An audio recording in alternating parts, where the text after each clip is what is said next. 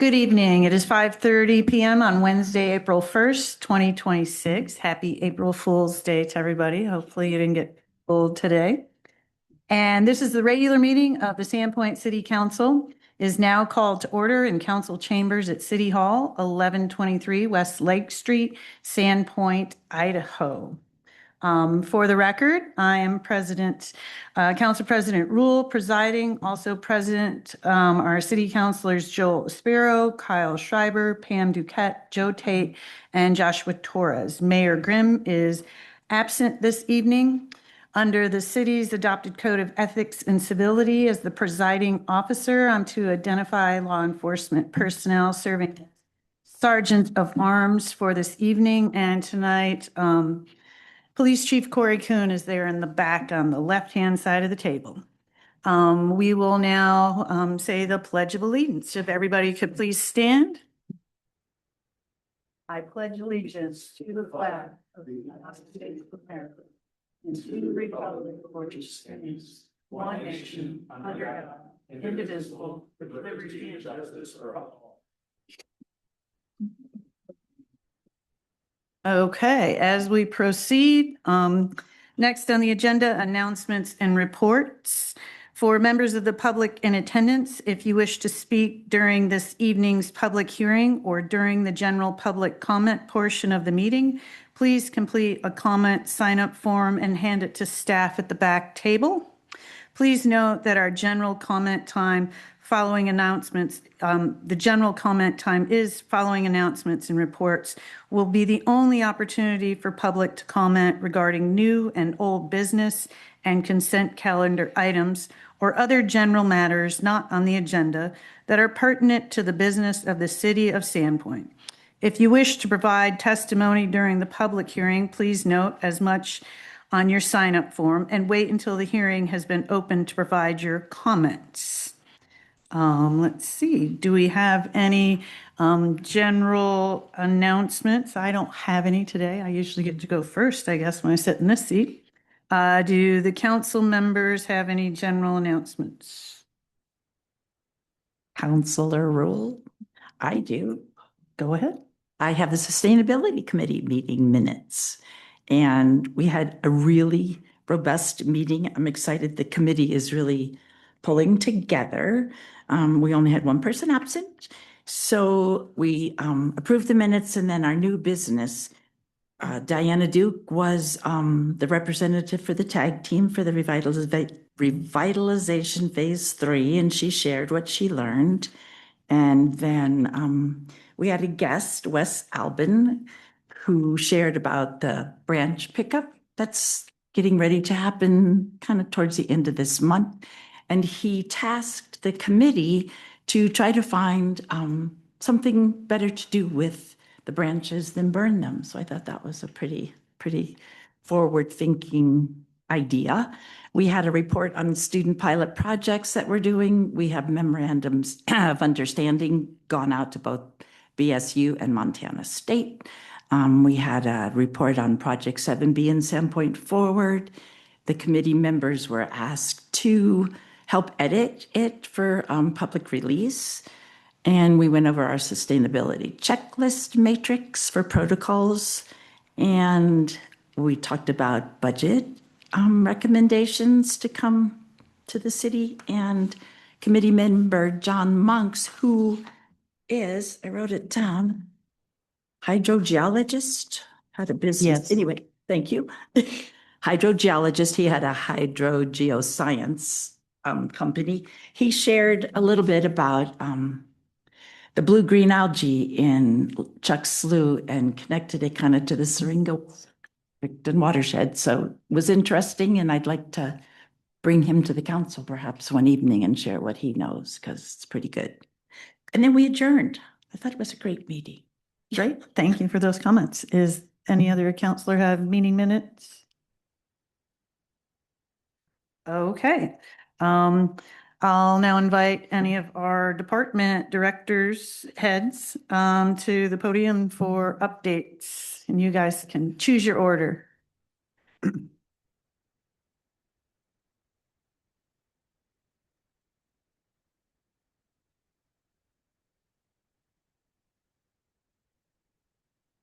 Good evening, Mayor, Council. I'm Holly Ellis, Public Works Director.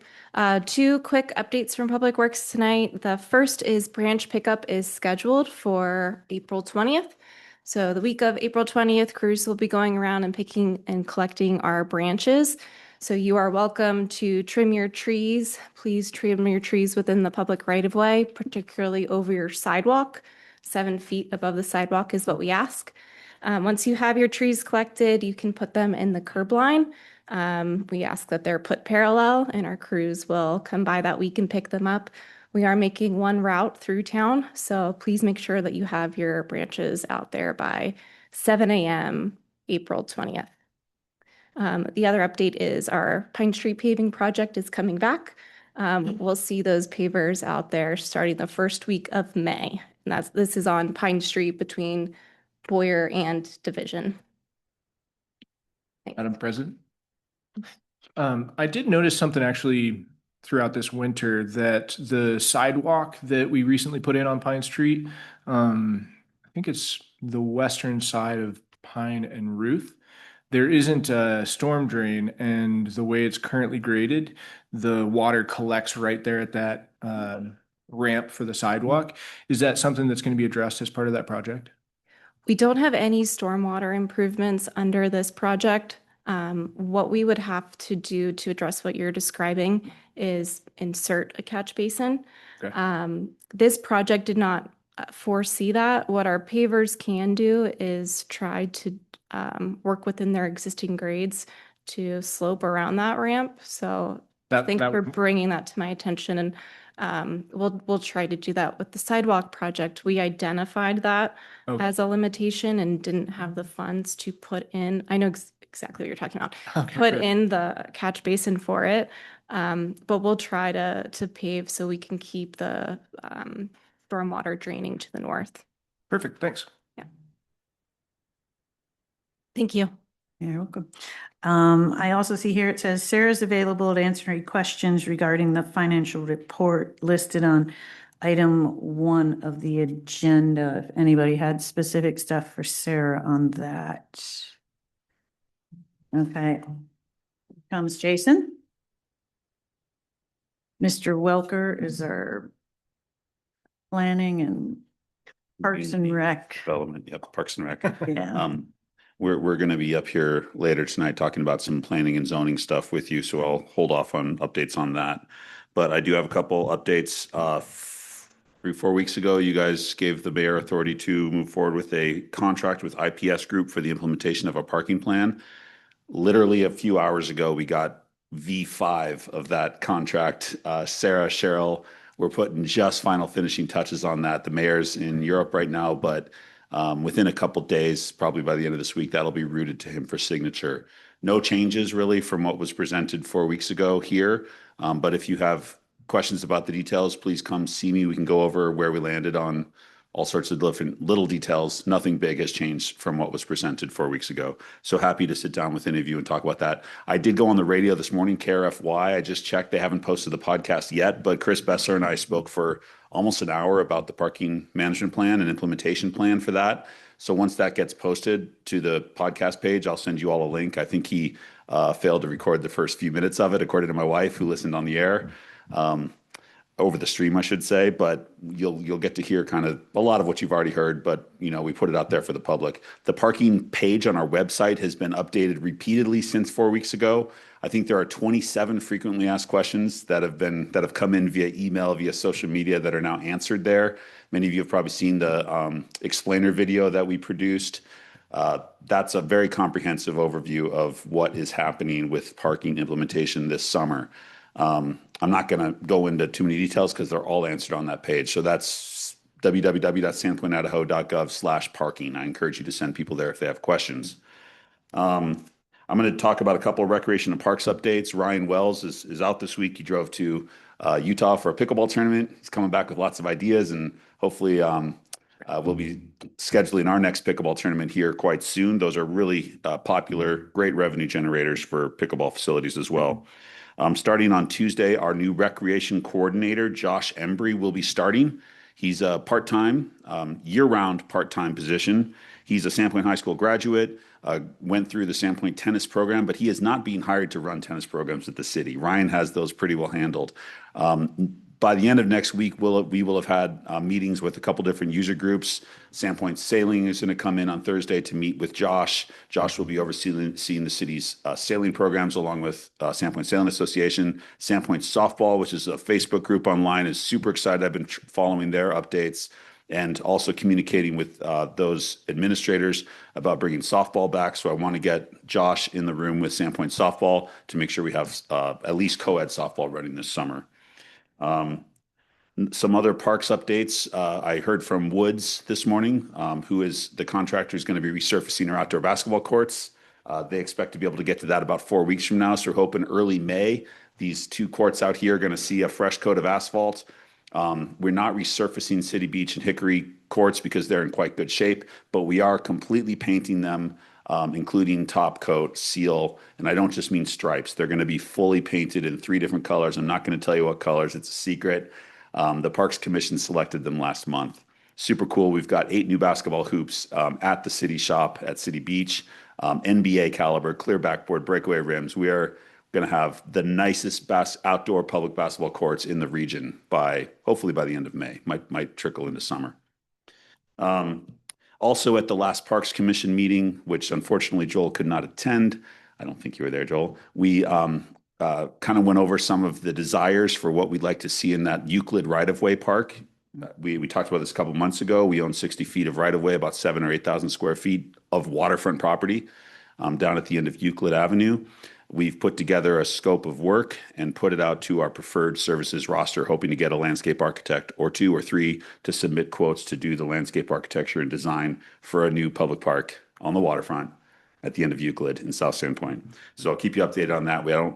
I'm not sure when the submission deadline is. Cheryl gracefully handled that for me. I'm proud to say and excited to say that we have selected HMH Engineering as the engineering firm to oversee the site plan and engineering for the RV park. We reopened that RFP after the February decision in here to move forward with the RV park. We reconvened the selection committee, reviewed submittals, and chose HMH. Great local firm. We have a great relationship with their team. And I'm also excited to say that Eric Bush, project manager, is again gracefully going to be the project manager lead for the RV park. So I just confirmed with Eric. He's working with Dan Taddock of HMH to get a scope of work ready for a contract here in a couple of weeks for you guys to review.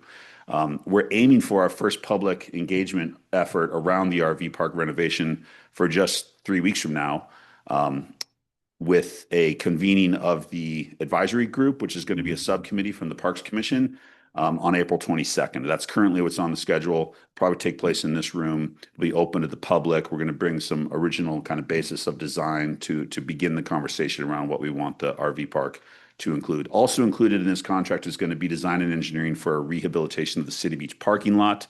That's a project that is not currently funded, but with paid parking coming to City Beach this summer, we're hoping to raise some revenues that we could put towards a complete rehabilitation of that parking lot. As you know, that surface is at least 60 years old now. We have no evidence of it having been resurfaced in most of our lifetimes. So the City Beach parking lot is in desperate need of a rehab, and HMH is going to do the engineering for that so that we at least have a shovel-ready design. A couple other a recap. Ryan's traveling back from Utah right now, but he wanted me to give you the March numbers. We once again broke a record at the James E. Russell Sports Center. This time we had 2,300 visitors to the Sports Center, not including high school tennis, which began practice at the beginning of March. We don't have final revenues numbers yet because it's only the first day of April, but our Court Reserve app now has 867 registered users at the Sports Center. So the place just continues to thrive. It's proving to be a great success. And on that note, just at the end of last week, I received a letter from the president of the Idaho Recreation and Parks Association, and the Traverse Park project had been nominated for the IRPA Outstanding Park or Facility Award, and it was awarded that.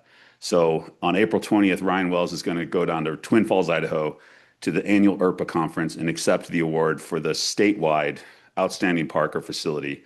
which Traverse Park has been awarded. So I want to congratulate everybody who's been involved in that. It's not just the James Earl Sports Center. It's the skate park, the Bonner County Skate Park Association. It's the Tiny Wood Bike Skills Course, which was a Ponderay Peddlers project.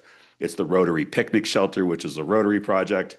It's the Little League baseball field rehabs, which was supported by Little League and Peak Gravel and Sand. It's all the different community partners that made that project possible. Maeve, our former Parks Development Manager, is owed a lot of credit for that. Of course, she oversaw that project for 3 years. It's the biggest park project in the state of Idaho over the last couple of years, and it's now being recognized for the outstanding outcome that resulted. So that's all I have for you tonight. And if you have any questions, happy to answer them. We'll be back later to talk about some zoning stuff. HMH, Mhm. local, how local? Like they have an office here in town. They have at least 3 engineers here in town. I think their headquarters are in Coeur d'Alene. Yeah. Close enough, I guess. Yep. As close as you can get. Anything Thank else? you. All right. Thank you all. I see on my agenda that Kaylee Miller is going to put a presentation for Black Rock remediation project by the city of Ponderay. Is she here to do that? Unless there was any other staff, or they're all shaking their heads back there. Okay, all right, we're ready for you, Kaylee. Sorry, I only do this once in a while. I'm a little slightly unorganized. Let me just share my screen here. So I'm just here tonight at Holly's request to Excuse me, provide, can you pull the mic closer so we can, thank you. sorry. Our council chambers are so small, we don't have to use the microphones.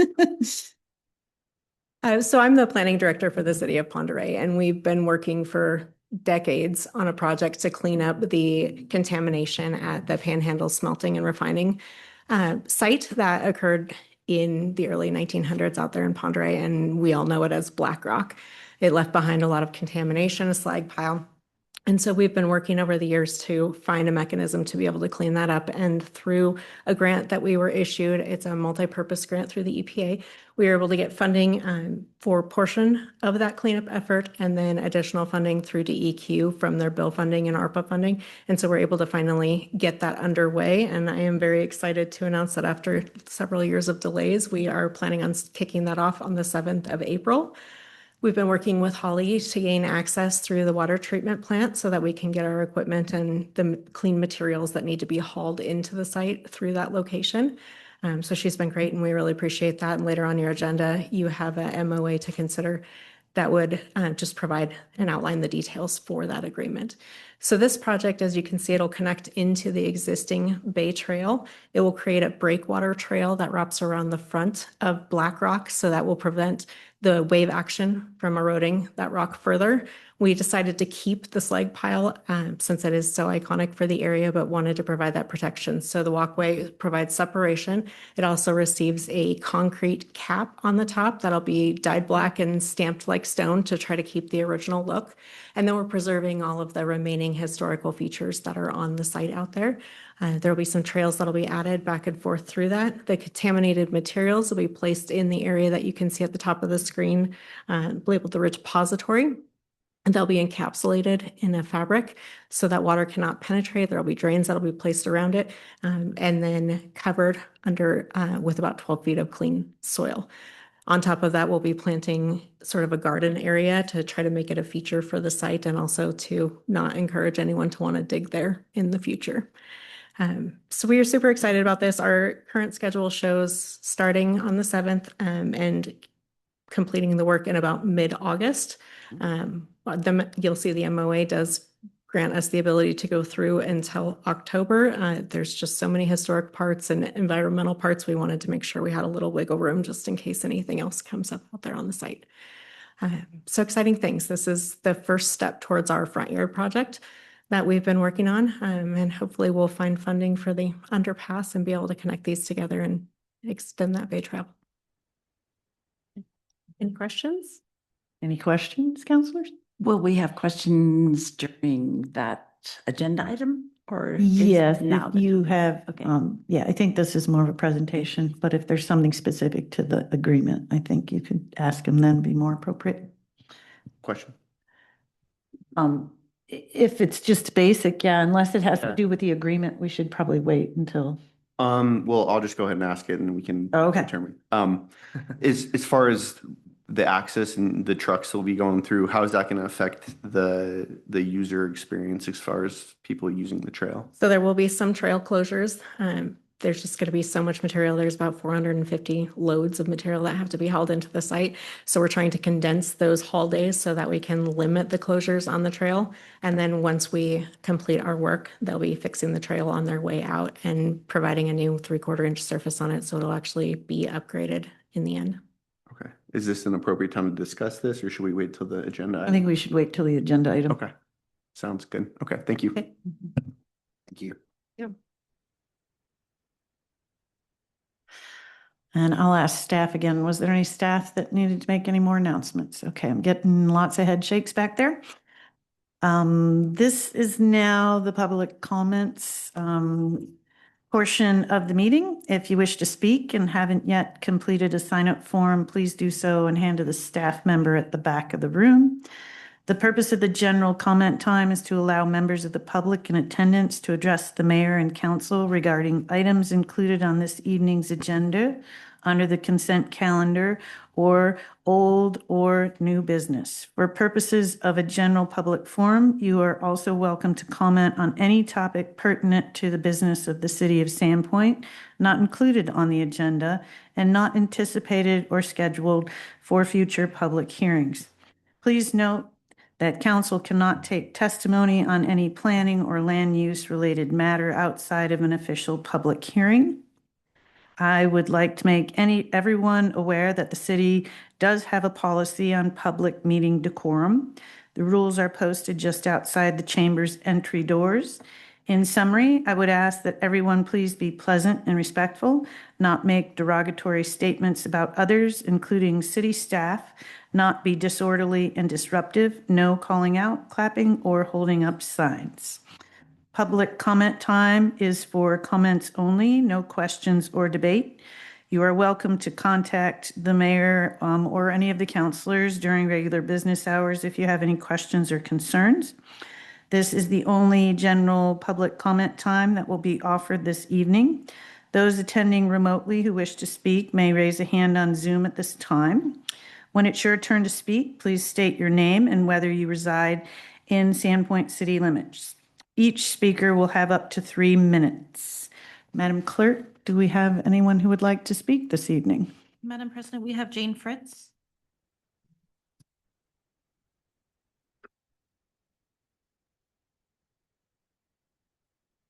Good evening, Jane. I want to say one thing before I give my testimony. Well, it's too late. You've started the clock. I'm sorry to have to come before you again, the last meeting, but I'm very disappointed to let you know that, and I have some items here for you to look at, that the osprey nest, for whatever reason, was relocated on the Avista property last Friday. 3 days after I received a letter from their avian compliance person that said they had no intentions in moving it. So I'm still trying to get to the reason why. I wonder if the city of Sandpoint Public Works Director had contacted them and said, please move the pole.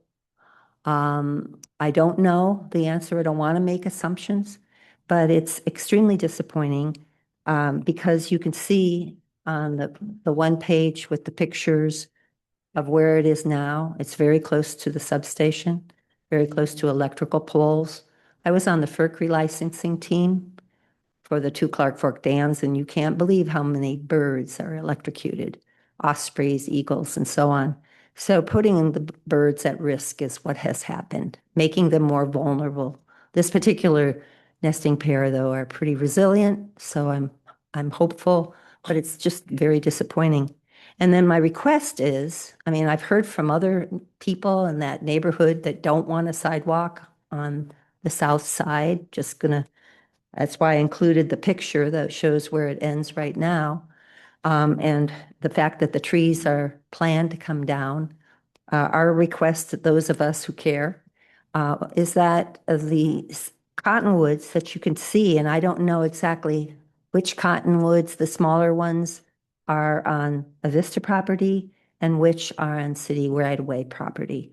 I can't seem to get an answer to that simple question. And it would behoove the city to try to protect some of those cottonwoods for future perching for the birds, even though their new nest is far back from where it was. So it'll be better for the birds given construction, but not good in the future. So leaving cottonwood trees for the future for perch, because they're too small right now.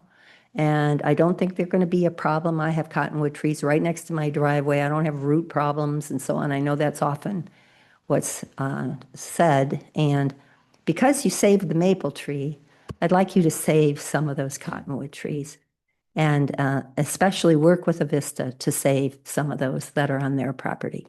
Because at this point, they're considered problematic, so they'll probably be all removed. And it's an ecological disaster in my book. So I thank you for your time. Thank you, Jane. Madam President, we have Janice Rader. Janice?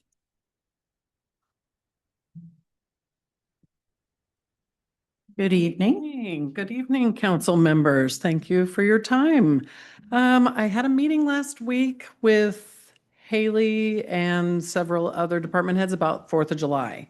And it came to our attention that we're allowed to have one permit for a beer garden in a public park per month. Only your policy excluded July and August. And the Sandpoint Lions Club historically does the fireworks show at Sandpoint City Beach. And we need help fundraising for this $25,000 bill for our fireworks. And so we started the process of having a beer garden. Unfortunately, last year, it failed miserably having it in front of the hotel. And so we were kind of excited this year because it was all approved. And then when we saw the policy, you excluded July and August.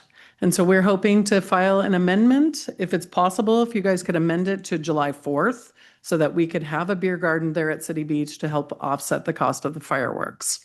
And I believe Haley said she sent out a letter to each of you kind of stating that. And so I just wanted to reinforce that that would be under a new business. I'm really hoping you guys can consider that amendment. Any questions?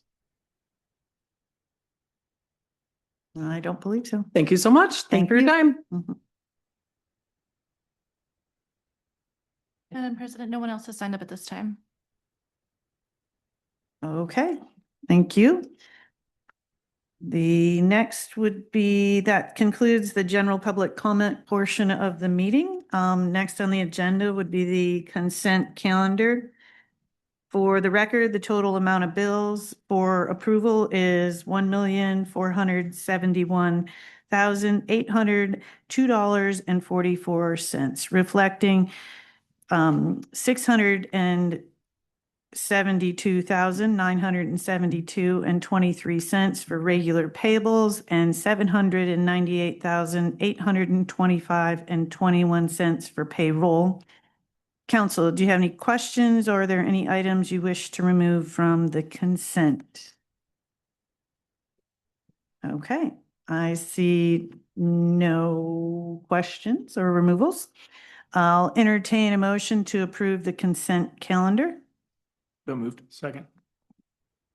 Okay, this will be a roll call vote. Counselor Tate, Yes. Counselor Torres, Yes. Counselor Duquette, Yes. Counselor Rule, Yes. Counselor Spiro, Yes. Counselor Schreiber. Yes. Madam President, motion passes. Okay. We will move on to old business and an update on the downtown revitalization Phase 3 pod project. I'll yield the floor to project manager Eric Bush.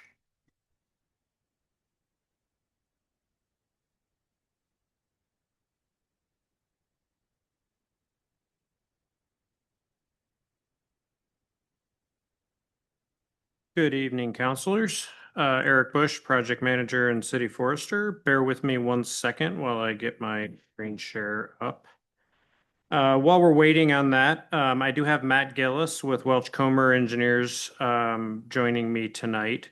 I'll be kind of handling the first half of this presentation, and Matt will be handling the second half. And from there, we can take any questions or anything like that you may have. You've got shared, great.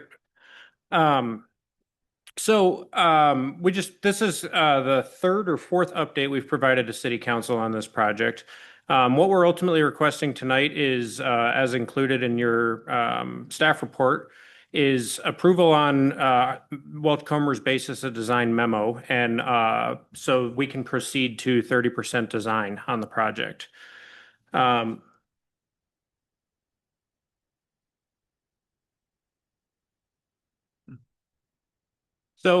Brief agenda for what we're going to be talking about tonight. I'll be kind of discussing the first two items, and Matt will be talking about the last two items.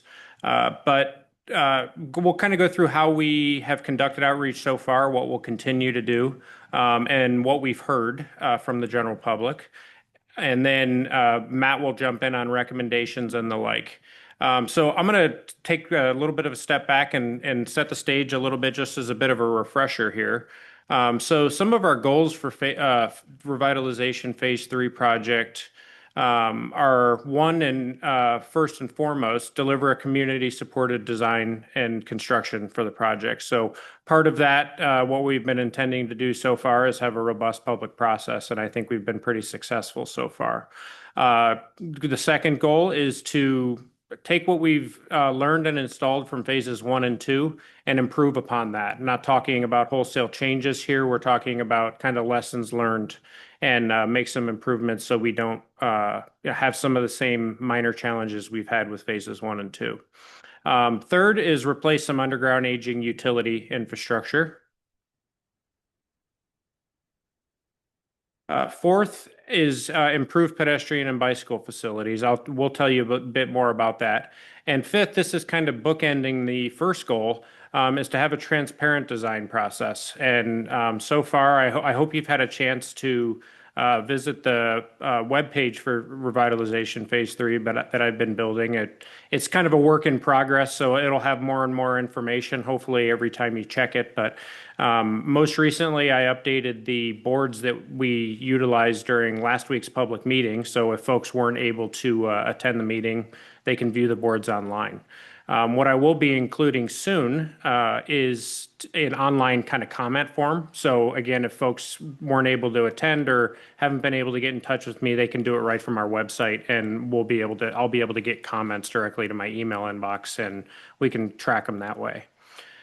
So what we're doing in phase 3 as a refresher, phase 3 design is from Church to Lake Street for 100% completion. That means the portion we're looking to construct. And we're doing 30% design from Lake Street to Superior Street. Our public outreach strategy, we presented our public involvement plan to council at the January 7th City Council meeting. Sorry, I had to look at my notes here. And what we've done so far is we've had our first technical advisory group meeting. We had our first public meeting last week. And I've been working with Matt and the Welch Comer design team daily since we've engaged them for design. Obviously, this is our third or fourth presentation to City Council since we've initiated the design. And our stakeholders are, everyone in the community, both folks that are on our tag, property owners, business owners, and the like. So if folks haven't had a chance to, provide input, I encourage them to reach out to me. Let me know. I'm happy to sit down, have a meeting with them. So this is intended to be kind of a cyclical process, meaning we're not just having one opportunity for input from our technical advisory group or one public meeting. We've got a process, and that was part of what was presented as it relates to the public involvement plan back in January. So we're intending to, be as communicative as possible, and that will continue all the way through construction. Thank you. Our tag group, this is just kind of a refresher of who are members of the tag group. We've got a number of city staff, but the public representation is a member of each of our citizen committees and commissions. director of Spot Bus, some downtown business owners, representative from Sura. And our first meeting was absolutely fantastic. We had great conversations. Welch Comer and crew did a presentation during that first meeting, much like the concepts presentation that was presented to City Council back in early March. And we just towards about halfway through the meeting, it kind of shifted to a discussion and with all the members of the group. And I think it was a really robust discussion. We had some great comments, great feedback, and part of what has ultimately ended up in the basis of design memo that you had and what Welch Comer's recommending that we proceed with has been results of what we heard from the TAG.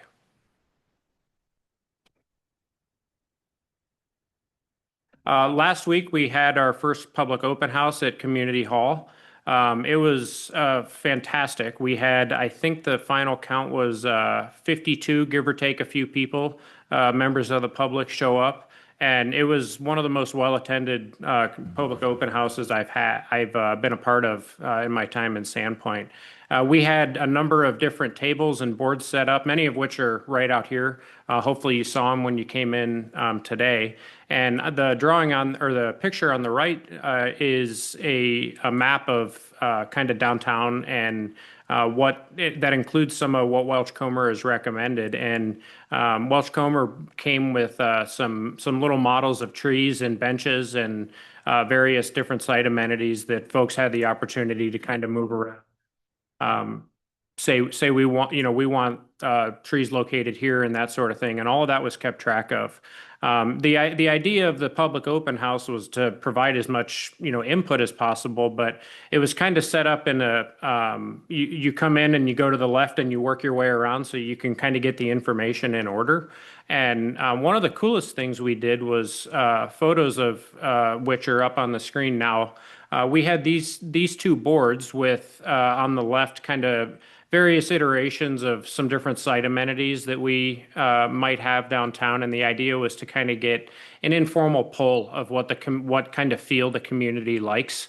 And that doesn't mean any of those are exactly what we might see. It's just kind of to get an idea of what people's preferences are. And the picture on the right was various different six in this case, kind of different priorities that folks might have. So vehicular traffic, pedestrians, bicycles, general site safety, prioritizing commerce, and overall site beautification. And folks had little stickers, and they were able to put their sticker and kind of give their vote as to what gauges priority. We had quite an awesome response there. And another thing that was at the open house that we don't have a photo of in here was a similar thing with various site amenities in jars where folks could put a marble in their jar for what their preference was.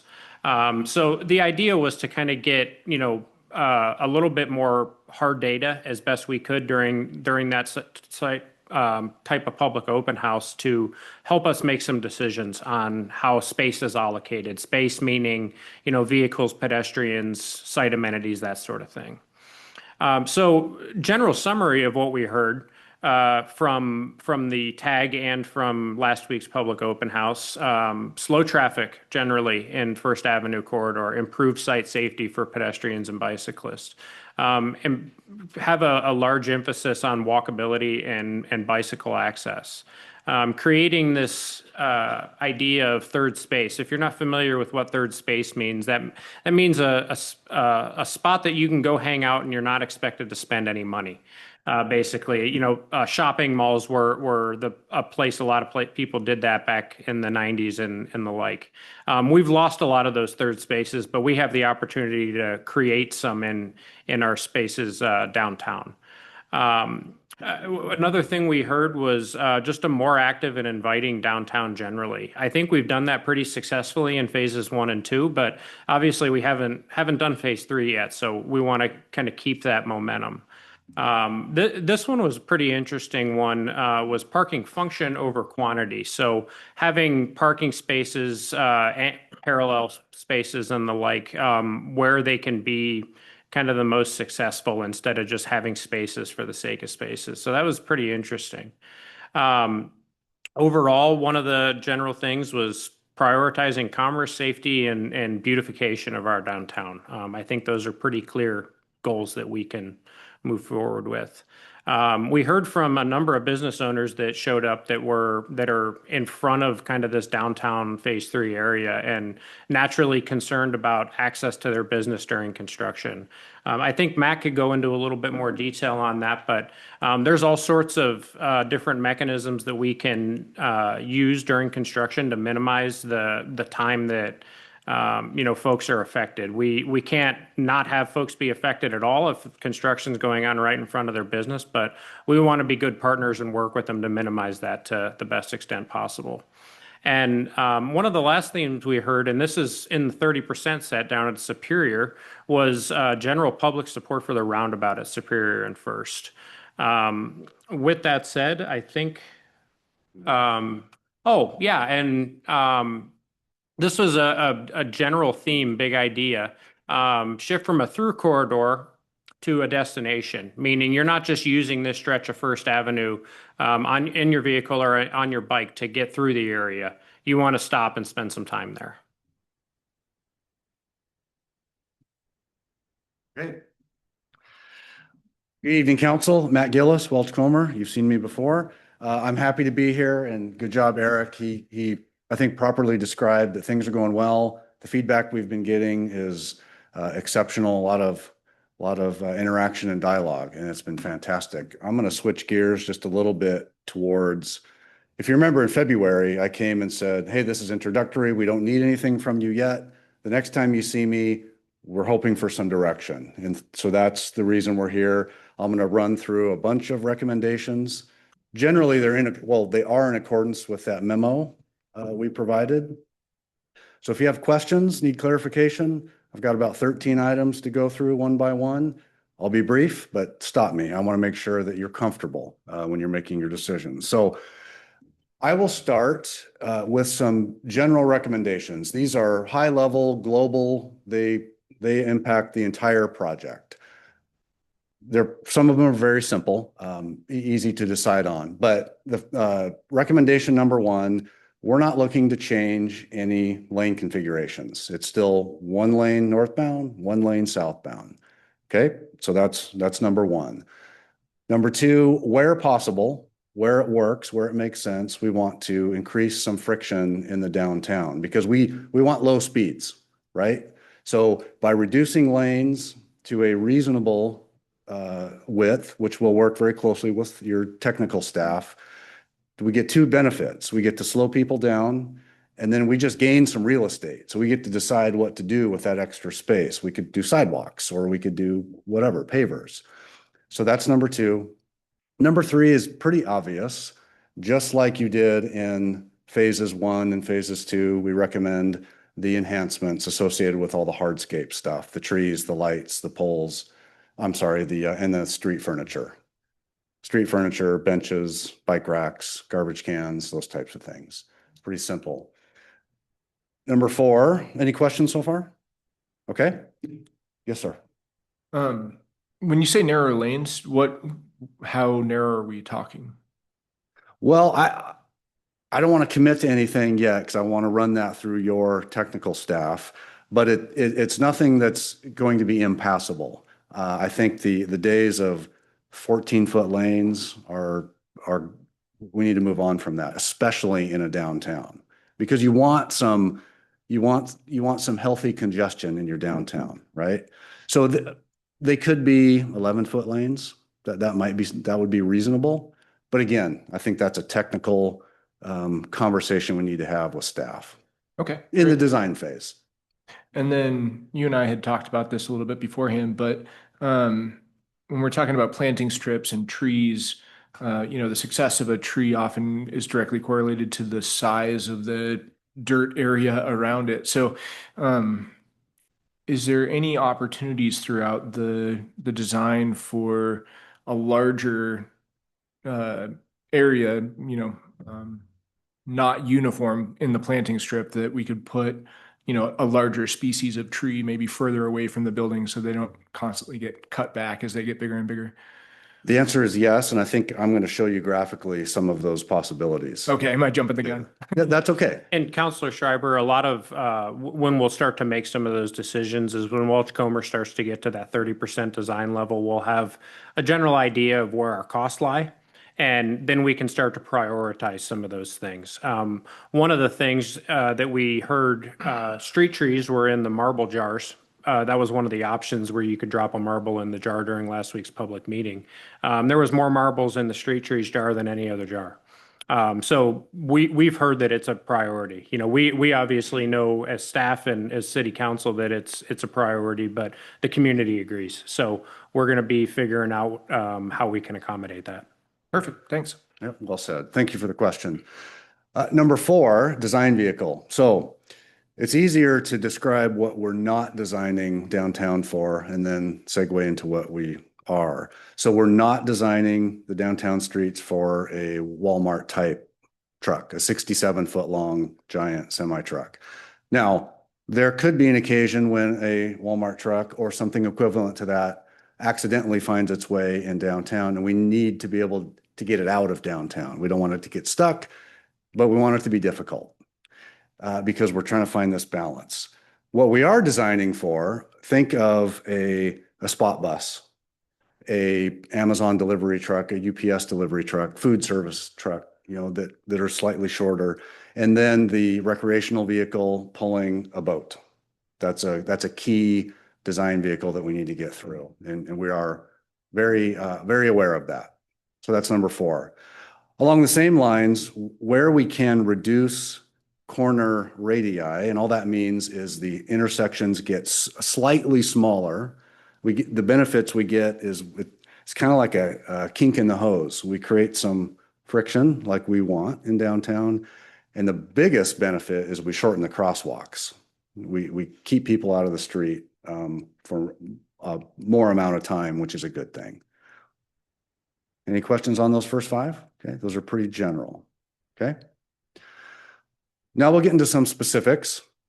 We spoke last time about the need for a restricted left, a westbound left at Bridge. And I'm sorry I don't have Bridge Street labeled there, but within the box that is Bridge.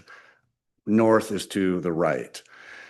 Our recommendation is we don't think you need a full-time restricted left, but something that's seasonal. And a seasonal restriction means something needs to be movable, temporary. What that is yet, I don't know. That would be fleshed out in the design phase. Maybe it's a planter, maybe it's removable bollards, maybe they're lighted bollards, but something to restrict that left, but it'd be temporary because you probably don't need it in the middle of winter. Okay. Number 6, we talked a little bit about this as well. This was a big hit with the tag and the public being the raised intersection. Originally, we had the raised intersection just from Bridge to Church. It was isolated, and it was just a speed hump, kind of a tabletop traffic calming element. We got comments like, well, wait a minute, let's extend this thing south down to Pine. So we got to looking at it. It makes some sense. And so think about it as you're driving from the south. After you get through the Pine Street intersection, you hit a concrete ramp. And we will make it kind of abrupt, not like a parking lot speed hump, but we'll make it abrupt enough to where you've entered a high pedestrian area. Okay, so we want to send a signal to drivers, hey, something's different here. So that whole area, the curb is gone, everything's raised up, but the roadway is still delineated from the pedestrian and bicycle areas with things like bollards and planter areas and trees and lights and garbage cans. So there's still a very distinct difference, but this affords the city a little more flexibility with the space. And it clearly demonstrates a higher priority for peds and bikes, which is what we're hearing from the public. Madam President. Yes, Councilor Driver. I do have a question about that. It seems, I'm generally supportive of that idea. It seems logistically pretty difficult though. Like, how would that work with stormwater, for example? Stormwater we would definitely handle stormwater, but it would be done in a different manner. There'd be some slot drains, different ways to collect it. You couldn't just put it in a curb and send it to the, in the traditional manner. Completely doable though. I'm fully confident. And then you'd probably require bringing in a lot of fill dirt or to build the road up. In the grand scheme of things, no. I mean, there'd be a little bit, but it'd be a very small cost compared to the overall project. Okay. Yeah. And in terms of functionality, again, I'm open to this idea, but it seems like you might actually get better outcome from drivers if there were, say, 3 separate ones rather than one big one, because they'd have to slow down to go over the first one and then slow down to go over the second one. Whereas if it was one big one, once you're up on top of it, there's nothing else stopping you, and you're kind of. We could certainly look at that, but I can assure you, your emergency services would have an opinion about that. Just the slowdown that it takes and the wear and tear on an emergency vehicle with these speed humps. Fair question, though. Something that we can certainly consider. Thanks. You're welcome. Just a quick comment. It looks like with the narrower, the shorter crosswalks, that's going to help that slow down too. So they're not going to get up on there and think they can go flying on that. And Counselor Schreiber, one of the ways I like to think about something like this is the difference between First Avenue north of Church Street, where Phase 2 is, and Cedar, where Phase 1 was previously. The difference between how vehicles operate during this time of year when downtown's not nearly as busy versus in July and August when downtown is full, every parking space is full and there's people all over the place and people coming in and out of City Beach. Anecdotally, from what I've experienced being downtown at different times of the year, people drive generally faster this time of year in that stretch than they do during the summer. People are driving 5 or 10 miles an hour during the summer because people are pulling in and out of parking spaces, pedestrians are so on. The intent with this raised intersection and this location here is to kind of give that another nudge to slow people down even further. So there, from the traffic perspective, there's only so much we can do to slow people down. This is one tool in the toolbox, but having that additional tool can make a significant difference in just the speed at which vehicles travel. And in this case, it could be a significant difference year round, not just seasonally as much as we've seen in phases 1 and 2. Thanks. Counselor, Yes, sir. roll. Councilor Jake. Thank you. Have we considered just changing the speed limit? And it, Refer to yeah, staff in the history of that. I can't speak to speed limits. That might be something Holly or Police Chief Kuhn might be able to provide some insight on. I can say also kind of anecdotally that speed limits are just speed limits. It's not like a physical structure slowing you down.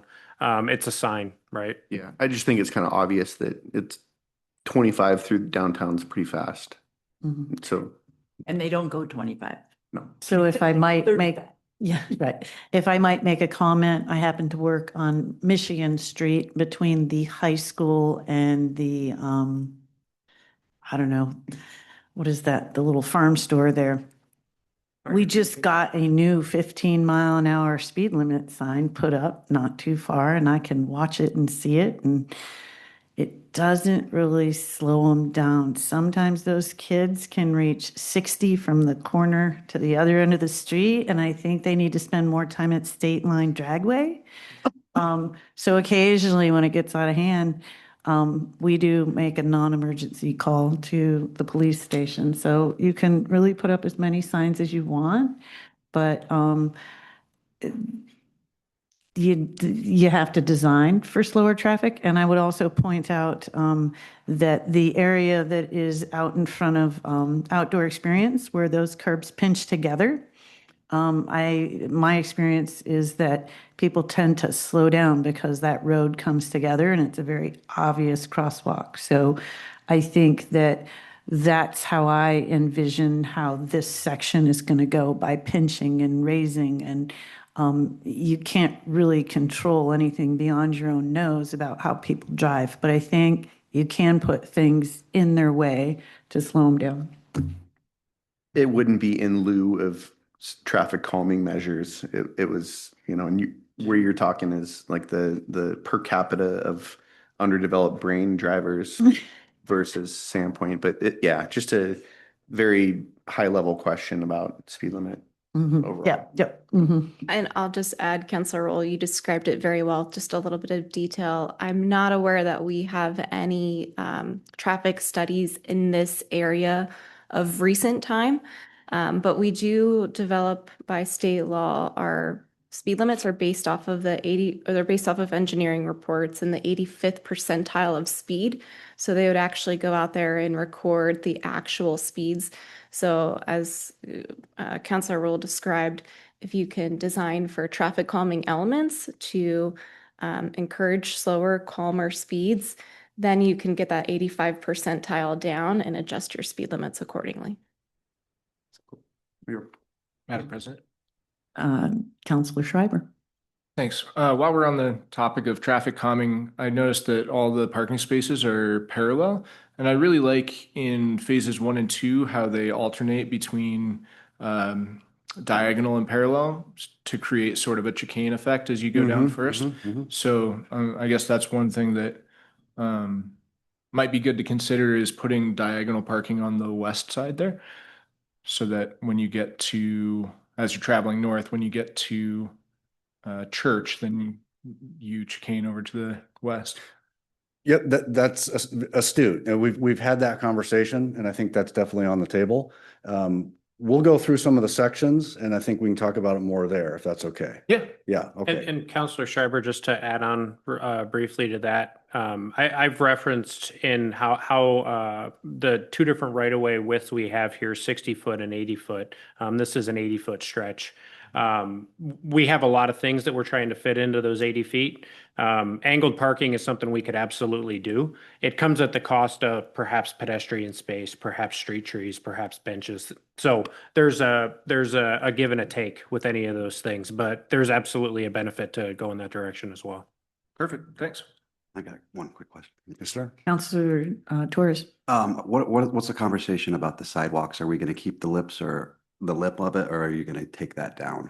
Like when we were talking about that there would just be no sidewalk and it would be a road, and another conversation, is that going to kind of follow through in this plan as well?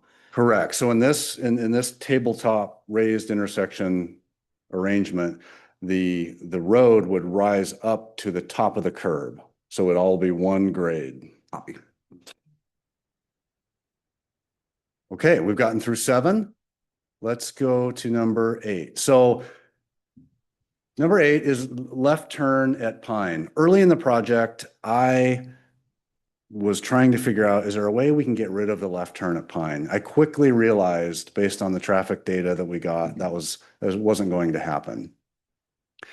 And so that needs to stay because in fact, we want people getting in that left northbounders that are going through downtown. We want them taking the 1st to Pine to 5th, where there's a brand new signal. So recommendation is to leave that in place. At the same time, at the intersection just to the south of that, we're recommending to remove the turn lanes at Lake for a couple of reasons. One is to reduce the through neighborhood transiting that's happening. I know it's also happening at Superior. And then also, if we can get rid of those left turn lanes, like I said before, we gain real estate. And so we're able to do something with that width, which in this case is extra sidewalk. Or third space. Yes, yes.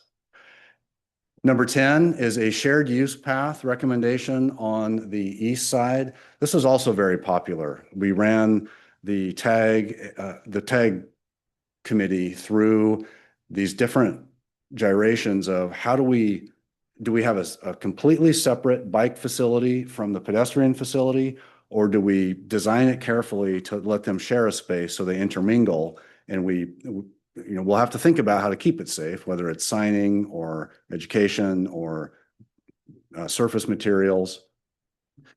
But overwhelmingly, there was a preference of, we don't want this independent bike lane that's on street. We want people to be able to have the shared facility. It made sense to us to be on the east side because it can also connect in the future, to the trail system east on Superior. And then when it terminates at Bridge, there'll be a very clear and distinct connection to Bridge Street and those improvements that head to the beach. So, yeah, lots of input on the shared use path so far. So I had a comment on that, in that I think that can evolve over time. If it were to move forward in the shared path instance, as it's crowded, we might have to sign different. I know in Spokane, it's painted like a road. It tells you where to walk. It tells you where to ride your bike, and it potentially in busier months may become a dismount zone. So I think we could keep it more fluid, but keeping everybody out of the traffic lanes, but have a little bit of fluidity in that. So. And I know I spent a lot of time with Eric today to learn about this. And you were saying different striping or colors or something on that multi-use? Yeah, material differences can tell a biker where they're supposed to be versus where a pedestrian's supposed to be. And that could be the difference between brick pavers and concrete, for example, something to that effect. And just for clarity's sake, the shared use path in this context is intended to really accommodate the folks that are trying to get to downtown or get to City Beach, perhaps parents with young children that aren't comfortable being on the road. Folks that if you're the dedicated road biker going out on 50-mile rides and you ride an average of 30 miles an hour, this probably isn't the space for you, but you're going to be in the road anyways if you're that group of people. So we're really trying to accommodate the folks that can use this area. They're going to be using it slower. They might be parents towing the little bike trailer with their young ones in the back, that sort of thing. And Councilor Rule, absolutely, it's something that may be fluid, and in the summer, if it becomes a problem, it's a dismount area type thing. Those are types of things we can navigate as we move forward. And one thing I don't think anybody's mentioned, or maybe you have at the bike ped, e-bikes and skateboards. We're going to have to figure out where they fit in all of this traffic pattern as well. Agreed. I don't know how, but throw it in there. I can say there was definitely conversation about that at Bike Ped. Good. Yeah. There was, and as far as e-bikes, that's a conversation that's ongoing nationally on all sorts of different levels. And the proliferation of e-bikes has gone quite a bit quicker than the regulation has been able to keep up. So that's something we'll be navigating. Great conversation. Number 11, this is probably more appropriate for the first section, the general recommendations, but anything and everything we do in this corridor will be in accordance with the Americans with Disabilities Act. So everything's ADA compliant. No questions there. Number 12, back to Pine Street. At some point in the future, and it's not now, you'll need a traffic signal, likely, at this intersection. That could be 5 years from now, that could be 10 years from now, but right now, it's not quite warranted, but it will be very soon based on the modeling and the growth of traffic that's anticipated. While we have everything torn up, it just makes sense to me to get what we can get into the ground. Low-cost stuff. I'm thinking conduits, junction boxes, maybe even the foundations for the signal poles, so that 10 years from now, when you do need to put a signal in, you buy the poles, you buy the controllers, you pull the wire, and you turn it on. I mean, it's a little more than that, but you're not disrupting downtown. So we very much recommend that. And then finally, this one's a little less fleshed out right now, but I think what we're looking for from council is there's opportunities to clean up the stormwater system, to isolate or abandon some, I think, multiple outfalls and combine them into a single outfall. And Eric, you need to describe the MS4 benefits and when that's coming. I'm not as Sure. familiar with that. And that'll be something that Sandpoint will likely be required to be MS4 compliant in 2030. That's a census-based thing once we've officially passed 10,000 people. That's a conversation we can have later on down the line. But one of the major things that MS4 compliance requires is outfall treatment. The fewer outfalls you have, the less treatment you need to have, not meaning you have less treatment, just meaning you have to do it in fewer locations.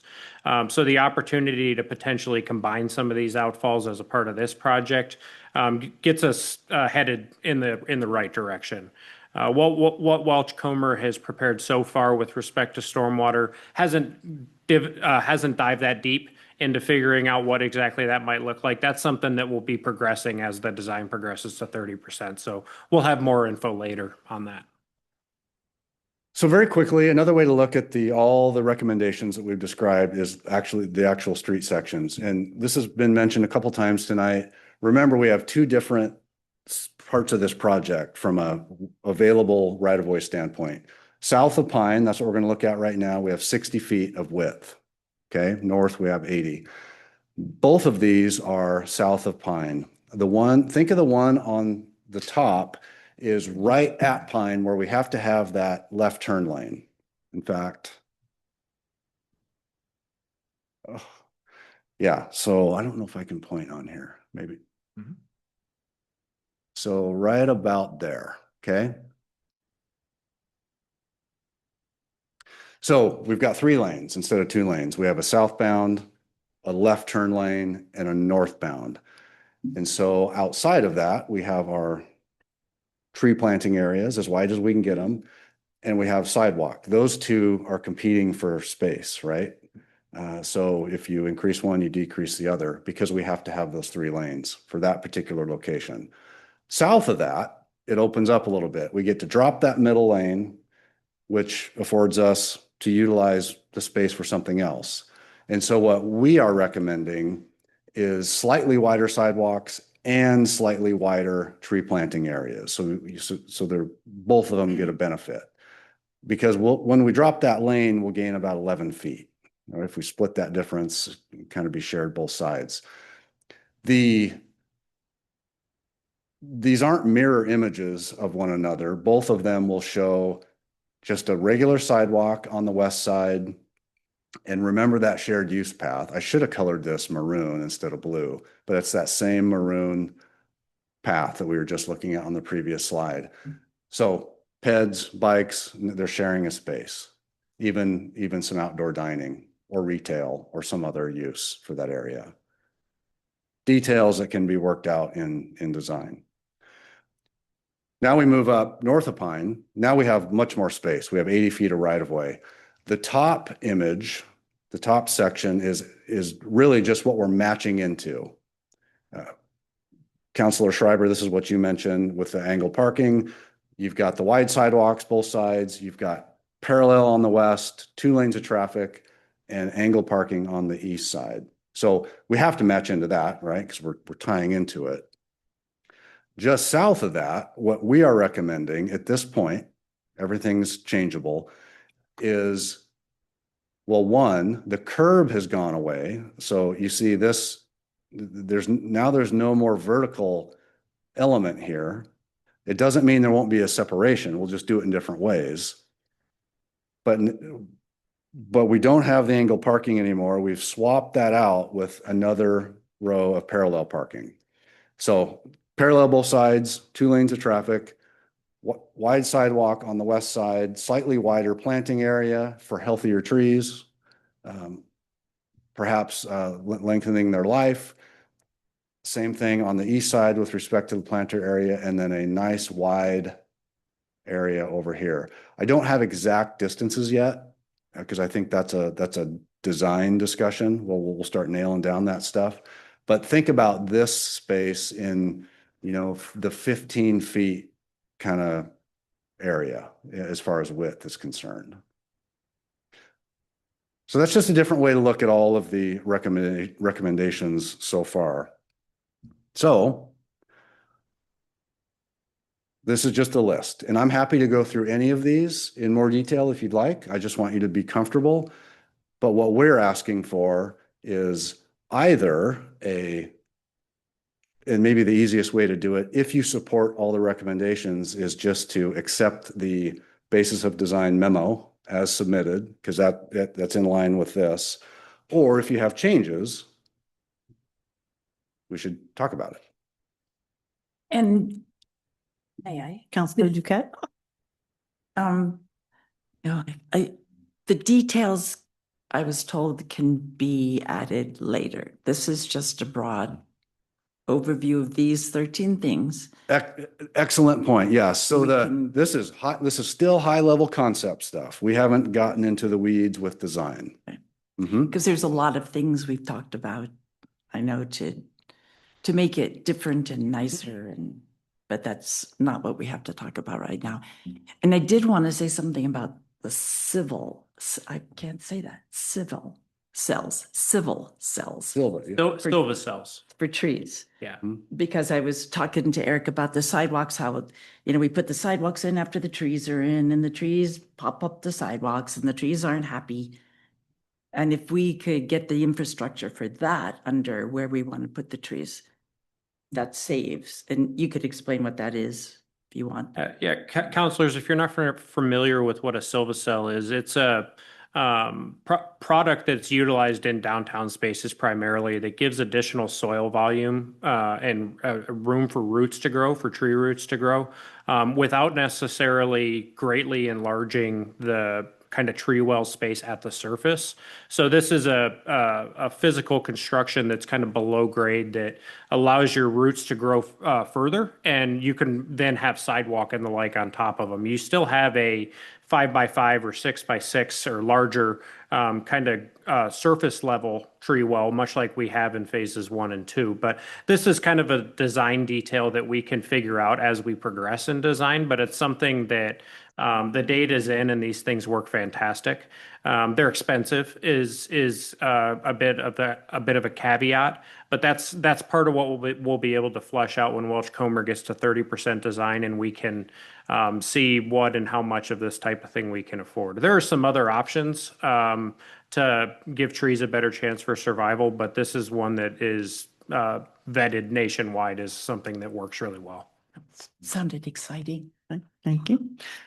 Anybody on my right side this evening? Everybody's quiet over there. President? Councilman Schreiber? Yeah, I do have something to say about virtually all of this. So the 1 lane each direction, which means getting rid of the left turn at Lake, right?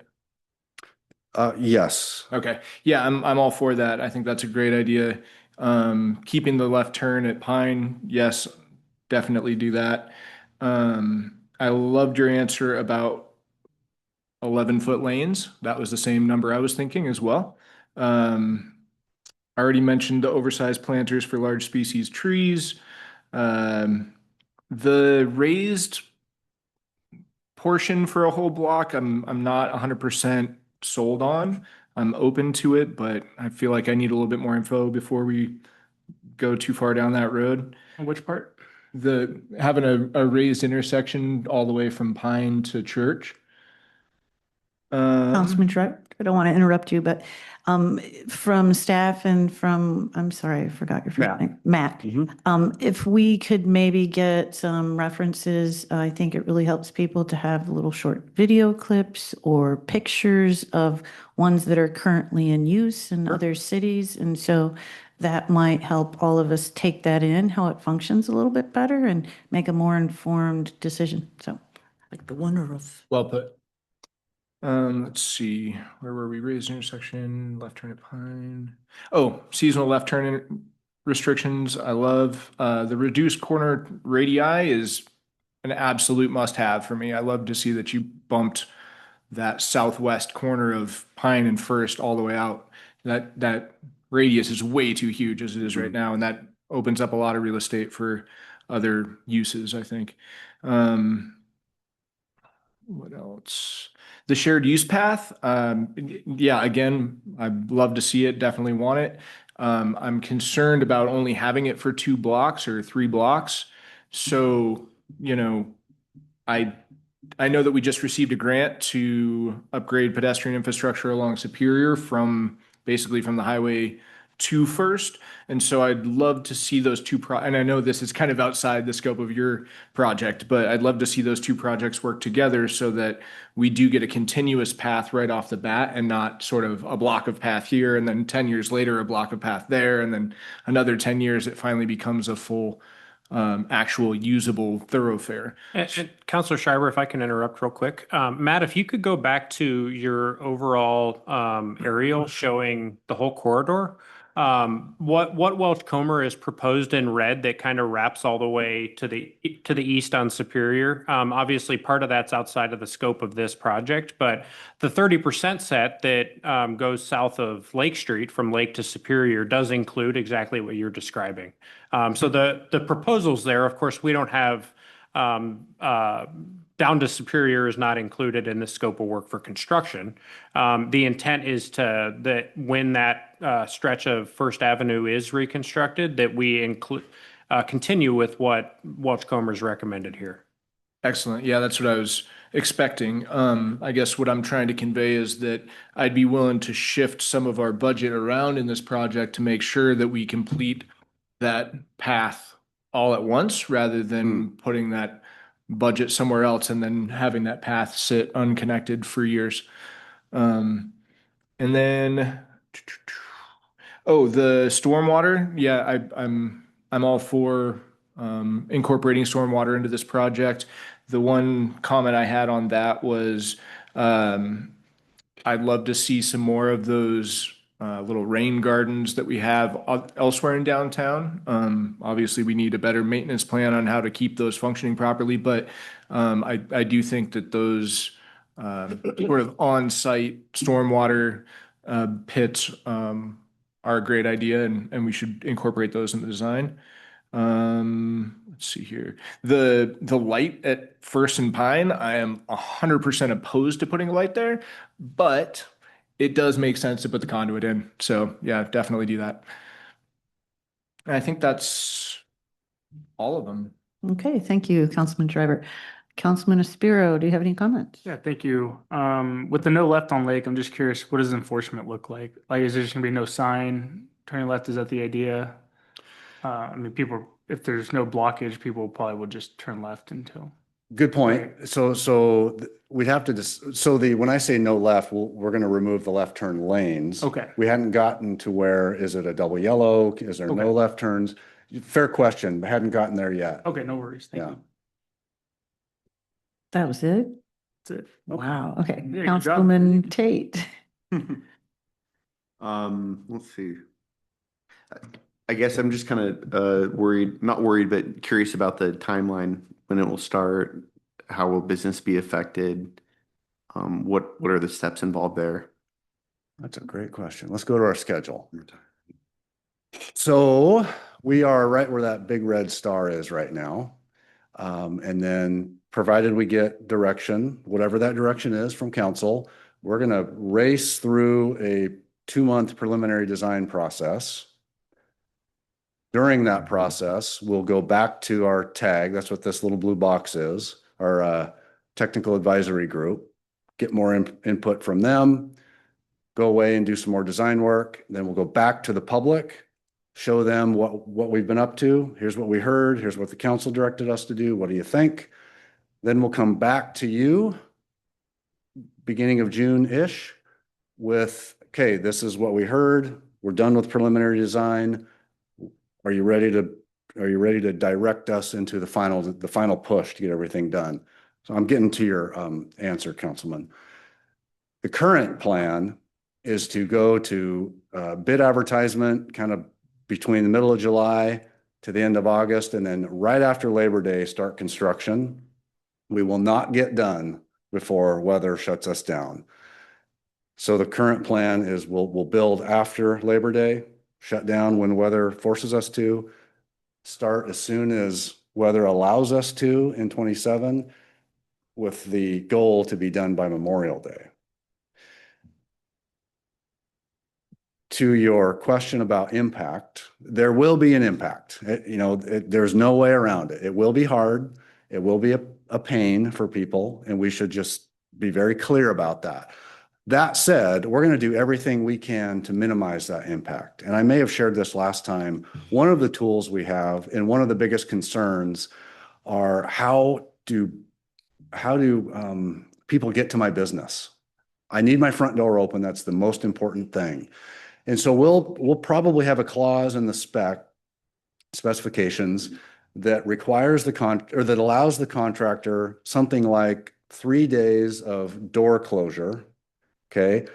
So you close their door on day 0, you rip out the existing sidewalk, you get the utility in there if there is a new utility required, you grade it, you form it, you pour it, you let it cure for a day, just enough to get foot traffic back on it, and then you open it. And for every day you go beyond that, it'd be something like $1,000 penalty per day per door. So that's a heavy incentive for the contractor to have their act together. Everything's scheduled, everything's ready to go. We did this on a project 2 summers ago, and it worked great. There were no violations. It was still hard, but people got their doors open very quickly. And so I would likely carry that forward here because it was so effective. Does that answer your question? Yeah. Okay. And just to be really clear with each business and be able to communicate effectively, and so they have an idea and they're valued and heard. And yeah, so important. I think little things that we can do for them is require the contractor to go tell them, hey, in 48 hours or in 72 hours, we're going to close your business. So there can be some planning. Yeah. Thank you. Great question. And Counselor Tate, that would be something that we can also, we'll be doing, obviously notifications to the adjacent businesses in advance of construction. I'll be making contact with those businesses personally, and we'll have some sort of idea as construction's approaching, once we have a contractor on board, that sort of thing, of what that time might look like. And we can give them, a bit of a heads up. And then, the week of, hey, neighbor business owner, your reminder, the closure starts on Tuesday, for example. That's something that is of, paramount importance for success and being good neighbors to our businesses. Good. I like it. Anything else, Councilman Tate? Councilman Torres? Good. I have one Okay. quick question. My turn. Oh, I'm sorry. You're the mayor. You don't get it. No, I am not the mayor. Right, I Let's make forgot. that very clear. Sorry. So my comments, great job, hard work. I know you guys have been really working hard to get out there into the public. Mine are I'm going to try to be quick. So the covered third space thing, love the idea of that. Today is a great example. It rains a lot in Sandpoint. So if we have enough space somewhere where a lot of this stuff shifts, I'd love to see maybe a very simple covered third space. Maybe we can get Rotary involved or some other organization within town. So if I can just put that out there as my one comment. And then my second comment would be, love the idea of destination and allowing people to know they're hitting a destination. It looks like the way you've designed things, that'll work really well. I do have one concern of pushing people onto Superior through the neighborhoods. And I know this is not the scope of this project, but I think we need to think further down the road to, are there some traffic calming measures that we can eventually, something simple, put on Superior as we start to push people in those directions so that we maintain the integrity of that neighborhood. So that's all I have. Councilwoman Duquette. My apologies. You're sitting Accepted. in that seat. Accepted. You definitely get input. What is a pork chop? What is? It's, besides Comes from a eating- pig. Sorry, it was something in here a tag member asked if it was possible to be able to do a combination of a pork chop one-off with more of a focus on, I just. Oh, what the pork- let's go right here. Okay, so that, all they're referring to is instead of a temporary, some type of obstruction here.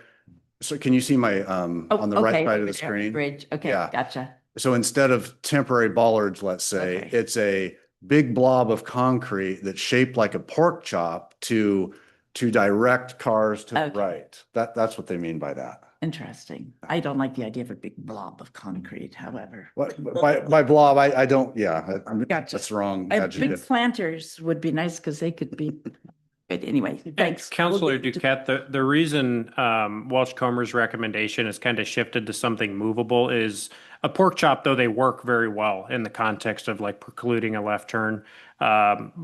We don't think that the left turn is precluding a left turn is entirely necessary all Right. the time. I get that. That's part of it. The other part is that there might be a time where we have a large construction project going on at City Beach or our water treatment plant, and we need to get a larger vehicle along Bridge Street.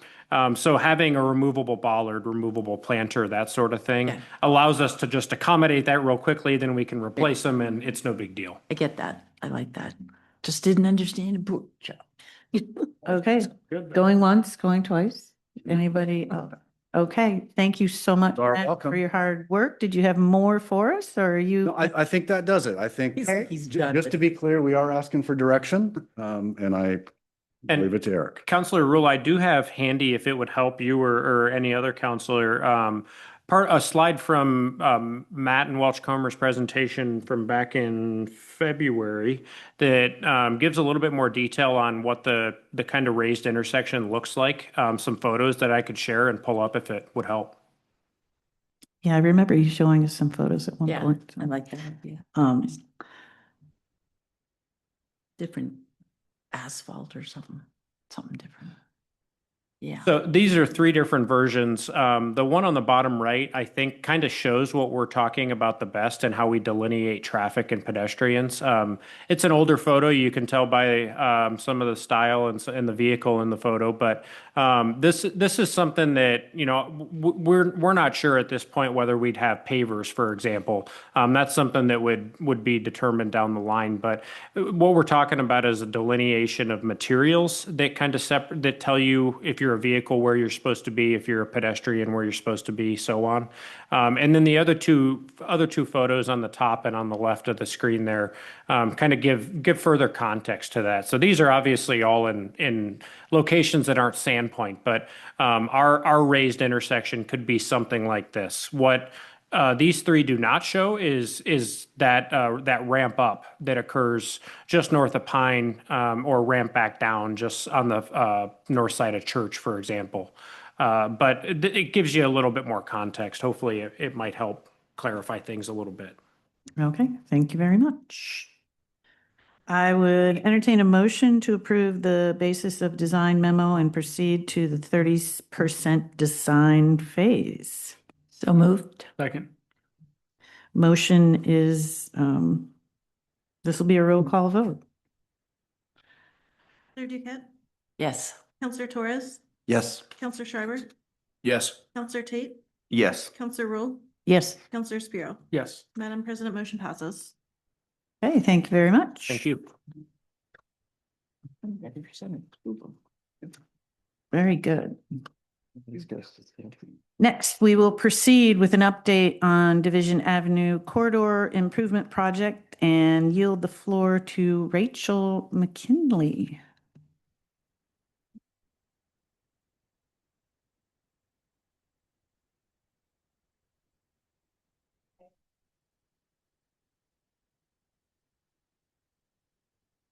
I'm just going to get my presentation together and we'll start.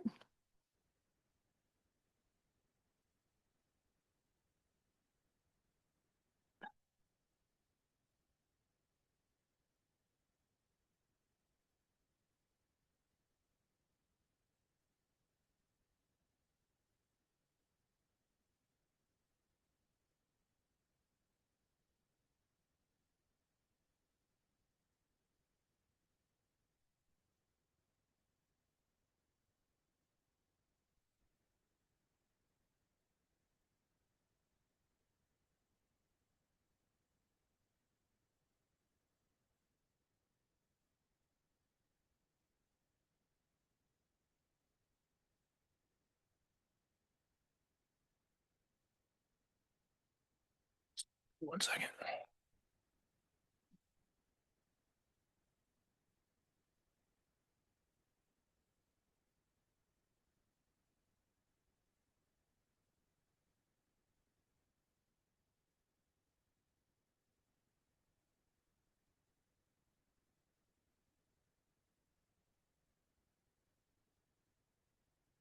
May I wait for council?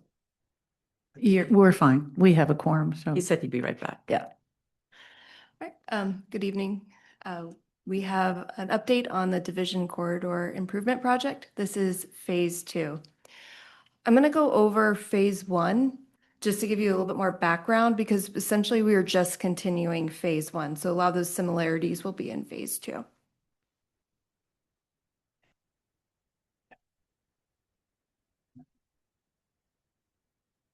So this began in 2018. We had a grant for a road safety audit that was assessment along Division that provided safety improvements along that corridor, essentially from Highway 2 to Spruce Street. In 2021, this report was completed and accepted. It was a part of the multimodal plan, which was also adopted in 2021. And with those planning documents and report, the city was able to apply for the Children Pedestrian Safety Program grant. And so that was for Phase 1. Phase 1 was completed in 2023. And then we also applied for another CPS grant for Phase 2. And that contract agreement was executed in 2025. So the Children Pedestrian Safety Program, the purpose of this grant is to address safety and mobility for children. Projects that are near school routes score best. This is administered by the local Highway Technical Assistance Council, LTAC. So they're the ones that put out the grant and then also do the administration. Our max award per project is $250,000, which we have met for each of the Phase 1 and Phase 2. No match is required for this grant. However, city funds were obligated for and committed for survey and design for this Phase 2, as well as Phase 1. This funding is state and federal funding, so guidelines such as prevailing wage, Davis-Bacon, Title VI, and prompt payment are a part of this obligation, and there's no property acquisition allowed. So going back in time to Phase 1, really kind of started in 2021 with design and construction. This is on the eastern side of Division, starting about halfway north of Highway 2 and then going up to Superior Street. The goals of this phase was to improve pedestrian access to schools, community destinations, and neighborhoods. This also provided a green space, which created a safety buffer between the sidewalk and the road, area for tree planting, and that's space from our urban forestry plan, and then space for snow storage that was away from the sidewalk. This also, with the new striping and lane realignment, provided traffic calming. It might be kind of hard to see here with the lines on the big screen, but this was before in 2019 an aerial view where you see a left turn lane through the center turn lane along Division. The design took out that turn lane and widened the bike path as well as allowing frontage for that eastern side for the right-of-way corridor with new sidewalk and a wider planter strip. So again, kind of talk about the benefits of this project is that you get that wider bike lane. You have that planter strip over, it's probably 5 to 6 feet. I think this was 6 foot. 6 foot. And then you have your 6-foot sidewalk. All of our sidewalks are ADA compliant. So you see where the curb ramp with the detectable tiles and then the striping for those diagonal ADA curb ramps.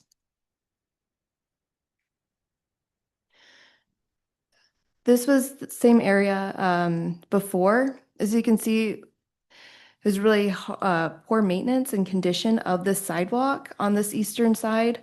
Very difficult to see driveway access. If someone's, we plow the road, then someone goes out and shovels, there's no space for that snow storage. So there was a lot of frustration with maintenance of our sidewalks, even on commercial properties. So that kind of was a big driver to why the eastern side is to address a lot of the maintenance issues of the sidewalk.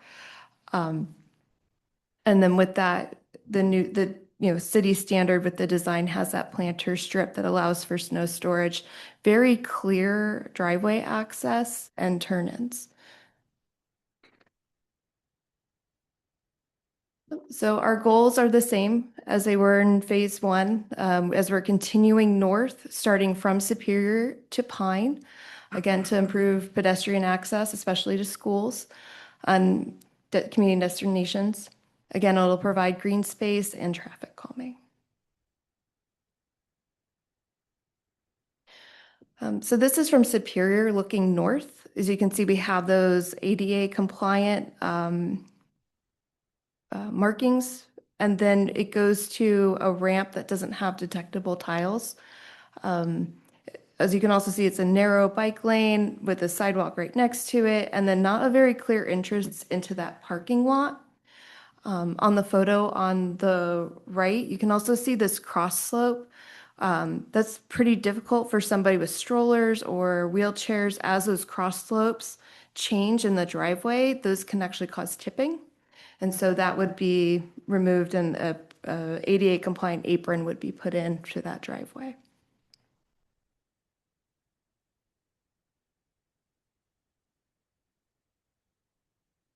And this is looking from Pine South at the corridor. Again, you can see those cross slopes, very narrow sidewalk. And if anyone's seen a group of high schoolers or middle schoolers walk together, they group. So we definitely want to give that space. But right now it's pretty narrow. So promoting mobility and connectivity and all that for all ages will be a very high benefit of this project. Also, this is on the picture in the right side, the disconnect between the ADA ramp to a ramp that doesn't have detectable tiles. So connecting those, the intersections so that you know to go from one ramp and then where the crosswalk ends.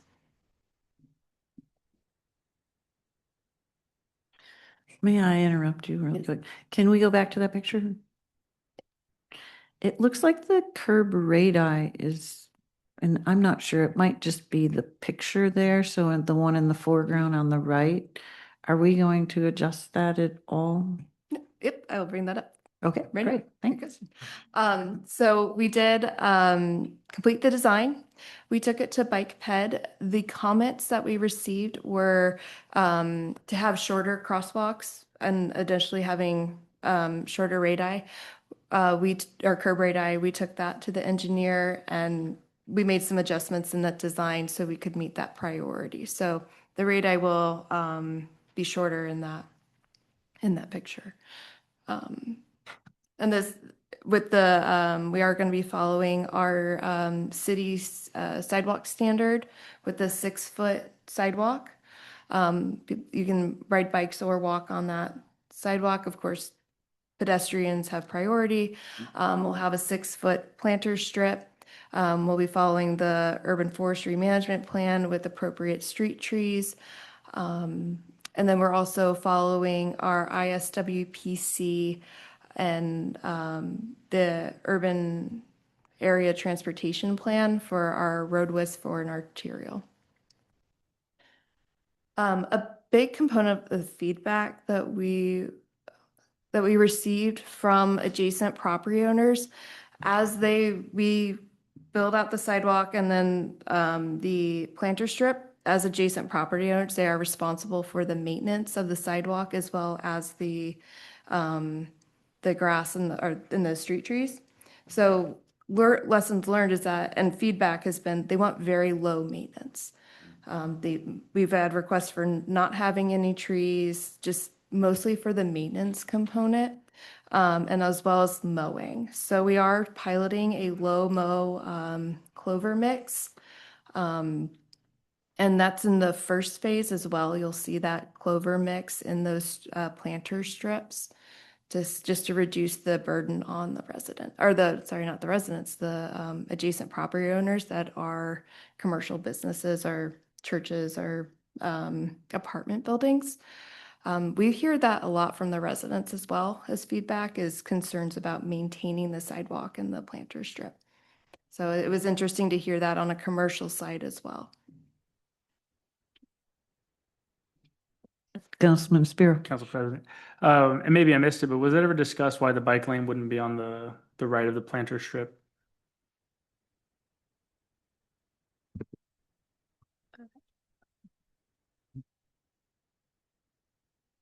Thanks, Councilman Espiro. This is picking up implementing like a preliminary phase to our ultimate envisioning of Division Avenue, which is in our multimodal transportation corridor, which provides for a multi-use path on the west side of Division, Sharrow travel lanes, so shared bicycle and traffic in the travel lanes, and then on the east side, sidewalk. So we're kind of retrofitting this, implementing these first two phases to have that full build out.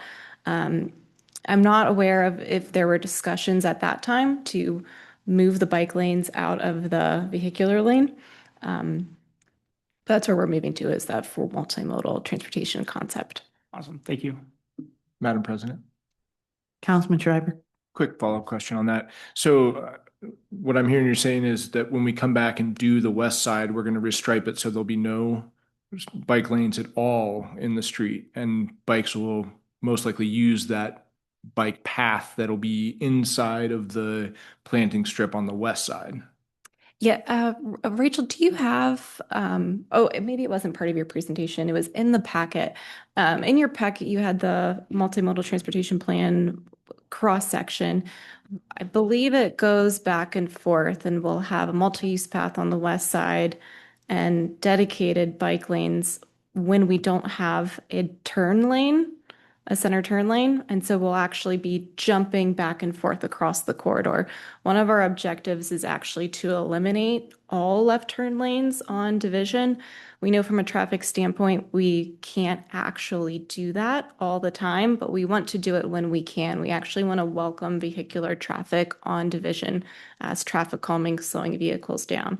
So we'll have kind of two cross sections. When a left-hand turn is warranted, you'll have that shared bike scenario where bikes and vehiculars are sharing that travel lane. When we don't have that dedicated left turn lane, we'll open that space to dedicated bike lanes. Excellent.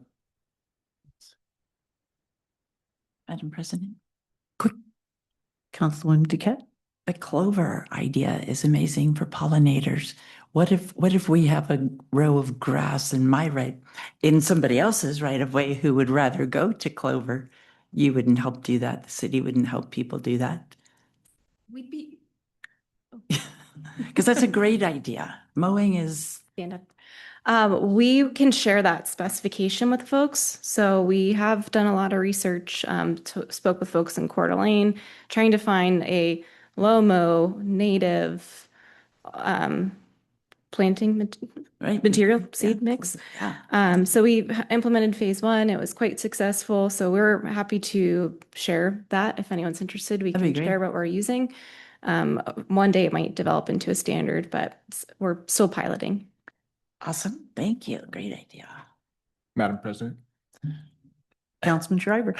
Yeah, again, to piggyback off of the conversation already going here, that was pretty much the main comment that I had when I was looking at this agenda item was, what's the plan for these planter strips? Because I went and looked at phase one and they're looking pretty ratty and the trees don't look like they're going to survive, and they were planted in kind of perplexing places. So I would love to see exactly what you're describing, some more native plants that are going to thrive without any external stimuli, but also I do think that the trees should continue to be a component of it. I think as, you know, summers get hot, pedestrians will appreciate that shade.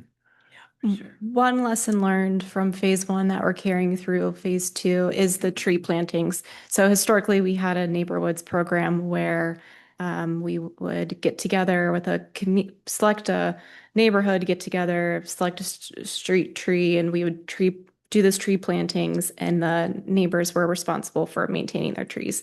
We transitioned that to our sidewalk program, to then doing these tree plantings with sidewalk projects. With phase one, we coordinated with the homeowner or the property owners to identify who wanted a tree.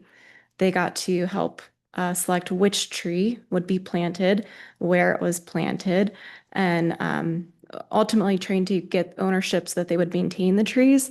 We've just not had success in this. So with phase two, we're going to, the city will take ownership or will take on the maintenance responsibilities for the first 3 years. That's about the time when those trees take root and can successfully grow on their own. So we'll have likely a watering bag program, so to support the livelihood of these trees. That will kind of also change our approach to where we plant the trees and the species. And that's, we'll go to our Urban Forestry Commission to get recommendations and work with our urban forester to identify what the right species is, because we do have overhead utilities and where. Perfect. Thank you. Yeah, awesome. Thank you for that. You answered my other question. Do you have?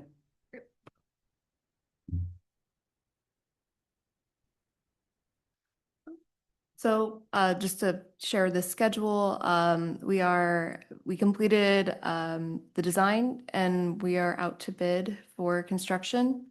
Construction is scheduled for this summer after school gets out, and then to be completed by July 31st. After the construction's done, we'll also have tree planting and landscaping completed in the fall when it's not so hot. Great. And then, as Holly was talking about, the future division improvements from the 10 and 20 years. That's still on our radar. Excuse me. So our next steps is we'll be requesting council approval for the construction contract award on May 6th. I did have one more comment. So you said and I'm not an expert but for some reason, 3 years seems a little shy of truly taking care of our investment. So if maybe we can think about pushing that a little bit further, or at least if we're not watering, kind of having a checkup until we get through that 5 year. And then if there is a tree that's struggling, maybe we can put a little more effort into it, because that is a big investment for us. So, and I'm hoping we'll get back to phase one potentially and take care of what didn't work out. Any other comments? Councilwoman Duquette? On that note, I was talking to Eric about volunteers to help perhaps watering when we have young trees, like some of the nonprofits in town and, you know, high school kids or something. Get people out there watering our trees. Madam President. Councilman Schreiber. Yeah, I just had one more comment about the bike lanes and how, so there is a bike lane that continues all the way to Pine, but then at just before Pine, it kind of disappears and cyclists are expected to kind of merge with traffic. Is that right? So, you know, I know that drivers have a tendency to get annoyed with cyclists who try to drive or ride out in the lane. And so I was wondering, obviously it doesn't slow down this project at all. I love this project, but is there any way we could put some signage there? Or, you know, I saw there's in the construction documents for thermoplastic on the road delineating a bike lane, but it seems to me that the biggest benefit that we could do is educating the drivers that the cyclists are expected to go out into their lane. It's not them being unreasonable. That's a great comment. We'll pass that to our engineers. To date, the identification, and you said it, Councilor Schreiber, is the Sharrow marking in the lane tells drivers that bikes can be there. Bikes, of course, can always be there without that marking. It's just that reminder, but there might be some additional pavement marking that we could put to really show, maybe clarify for bikers, number one, where to transition and alert drivers too. So we'll pass that comment and see what their response and feedback is, and maybe it's additional signage or marking. Perfect. My comment in addition to that would be maybe on this section division where you turn on division, that we even have a sign that says bikes share the road. Just because it is all of the schools and everything else, and maybe we could kind of bracket that from Baldy to Highway 2 so that people are just more aware that not completely attached frontal lobes, there's chaos on this section of roadway. Speed limit signs. I think we have those. Better ones, different ones. Any other comments, counselors? Nope.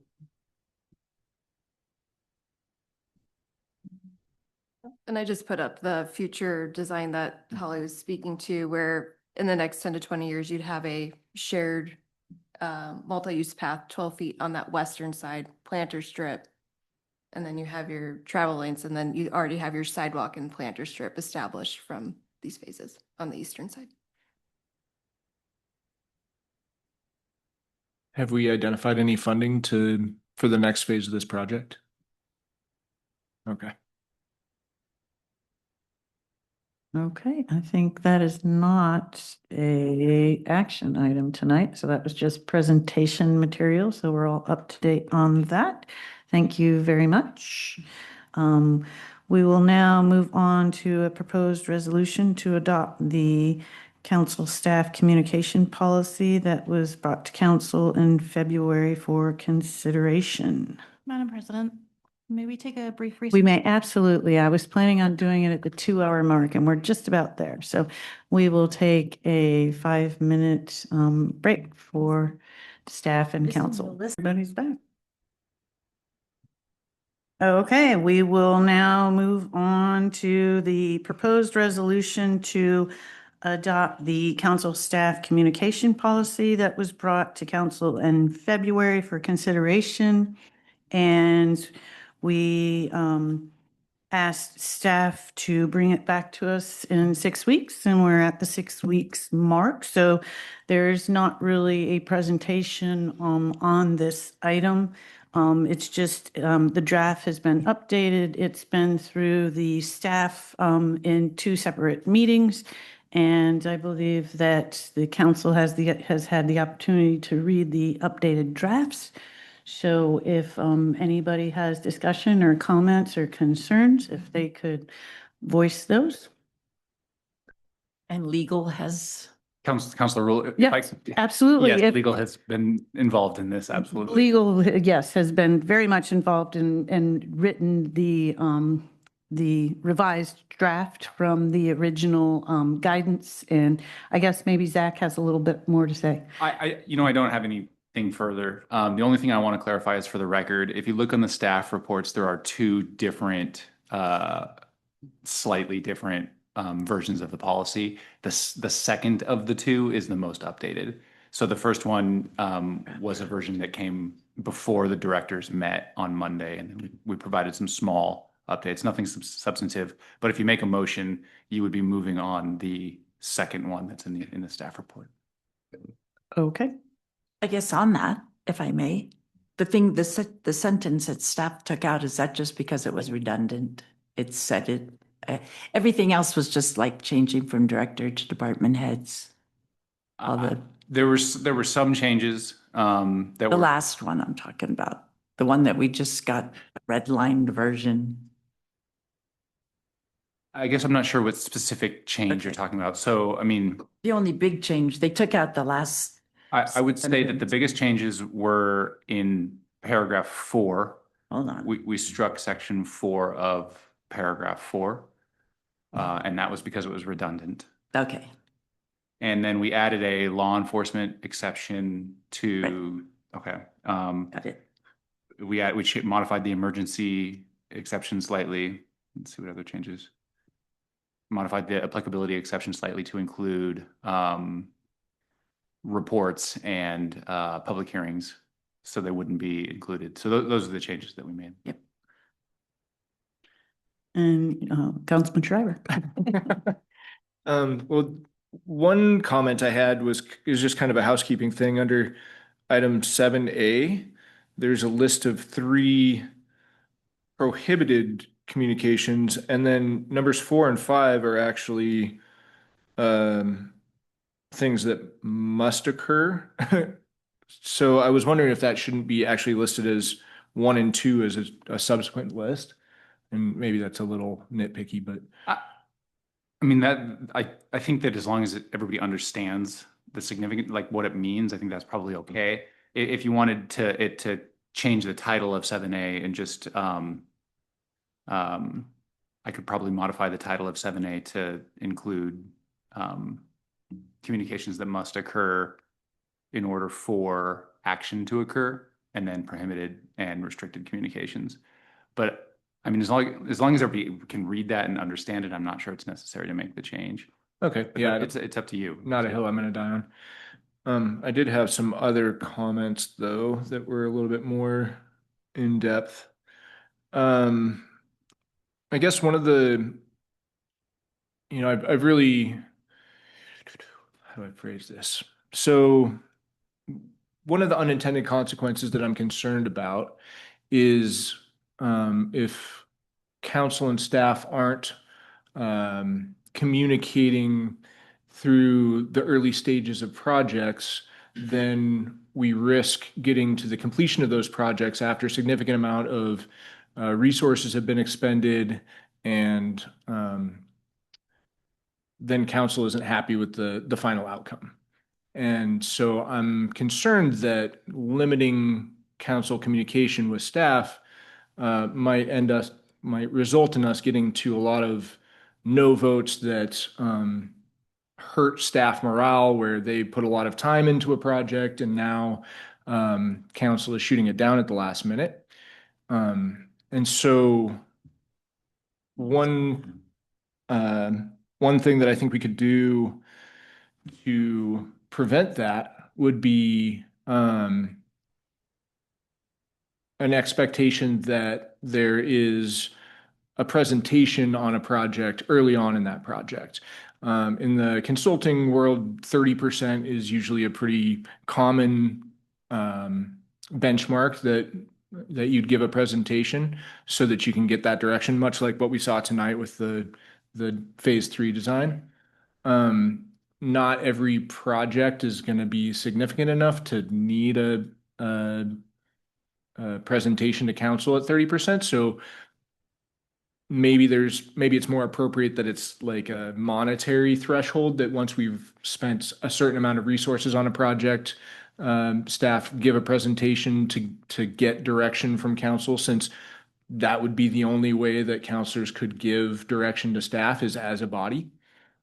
So that's something I'd like to see. And then also, I think it's important that we do make those presentations action items so that council can actually give direction as a vote as a body, because oftentimes presentations are just, informative.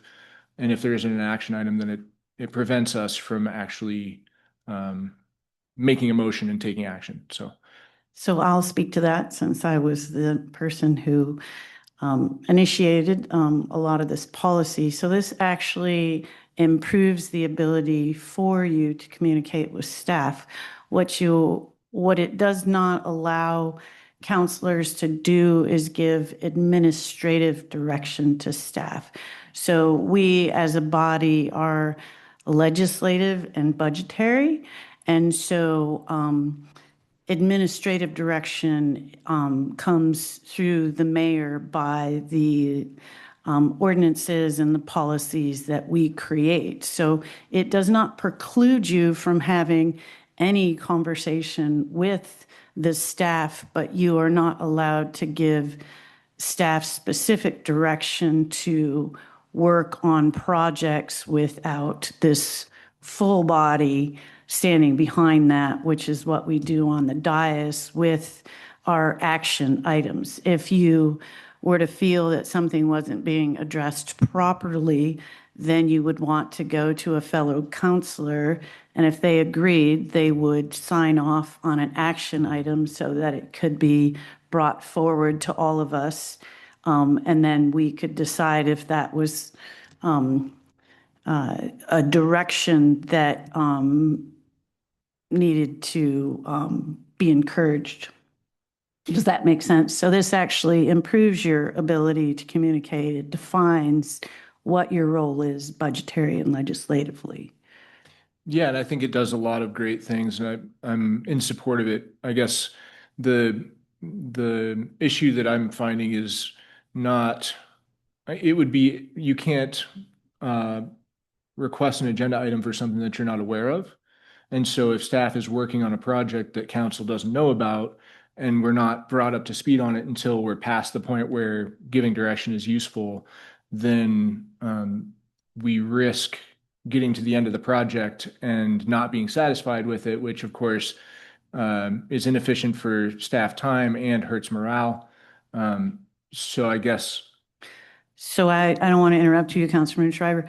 I think as we get through our strategic planning meeting, and we're going to have a thorough list of what projects will and will not happen, that we represent all the city residents through, and we direct the priorities. And so those lists and projects exist. So staff doesn't have any direction from us to work on anything that isn't within that strategic plan, which then leads to capital improvement plans, which then leads to next steps. So that doesn't mean that every single counselor up here is going to agree that every single project needs to happen in the timeline that it happens or with the priority that it's happening. But we as a body determine how those projects are happening. I don't believe that the staff is working on things that we haven't given them direction to work on. If that makes sense. It may be that some of these were longer term projects before you were on the dais that were put into strategic plan, and so you were less aware of why they were prioritized before your time on the dais. Could be a little bit of the disconnect there.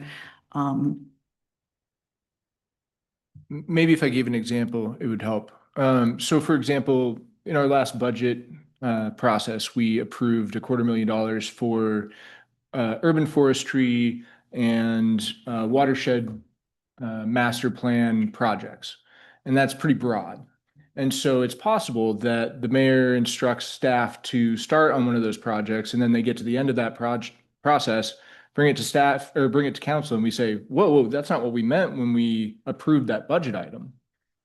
So if they came to us at 30% and said, hey, this is what we're thinking we're going to spend this on, is this what you all were thinking when you approved that budget?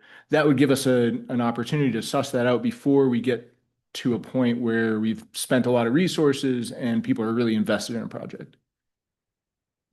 Council President? Yes. Councilman Schreiber, would that be something that we figure out and discuss in a different policy, not necessarily this? Do you think that'd be more fruitful, saying, hey, before staff comes to 30%, they come to council? Like, do you think this policy is going to fix that? I'm comfortable putting in a different policy if that's what we all like at a different date, like a strategic planning focus on when we would like to see projects, and that way it doesn't have to be lumped in with the communication part. We can still communicate with staff, but when we want to see a project earlier on, maybe we can discuss with staff and at the strategic planning when that'd be best for them, when they feel most comfortable. Just a thought I had, like, keep these separate. Yeah, I'm not that open your to keeping concerns them aren't separate. valid; they're valid. I agree. I'm not going to say that they're not valid in any way. It's always great to have really good communication and to make staff feel like they're doing a great job. I think they do. to allow the counselors to feel like they're going the direction that residents are asking them to go. But I do agree that that's probably something that I would definitely put in your list for strategic planning, and we can talk through the different pieces and parts of how, but I believe that this, we're not getting into the deeper detail in this particular policy. We're just saying that, yes, we can communicate with staff. This is the communication that we can have with staff. We can't administer their jobs and tell Public Works to go work on a road or different things like that. So I think this is a higher level type of policy. If you have strong feelings about that, I would definitely bring it forward in our strategic planning meeting next week. Okay, I'm comfortable with that. Yeah, okay, great. Any comments from anybody else on this policy? Okay, then we will, I will make a motion to approve the final draft of the council staff communication policy. Do I have a second? Your motion to approve the resolution. Motion to approve the resolution to adopt the council staff communication policy in its final draft form. So moved. Second. Well, I'd so moved it, I guess. I'll second it. Okay, there you go. Roll call vote. I'm new. Well, normally the mayor would sit here and so it's a little confusing, so that's fine. What day is it? Counselor Torres, Yes. Counselor Schreiber, Yes. Counselor Tate, Yes. Counselor Spiro, Yes. Counselor Rule, Yes. Counselor Duquette. Yes. Madam President, motion passes. Okay. And I thank the rest of the council and I thank the staff for their hard work on that. And hopefully that will make things a little easier for everybody moving forward in the future. We will now move on to new business.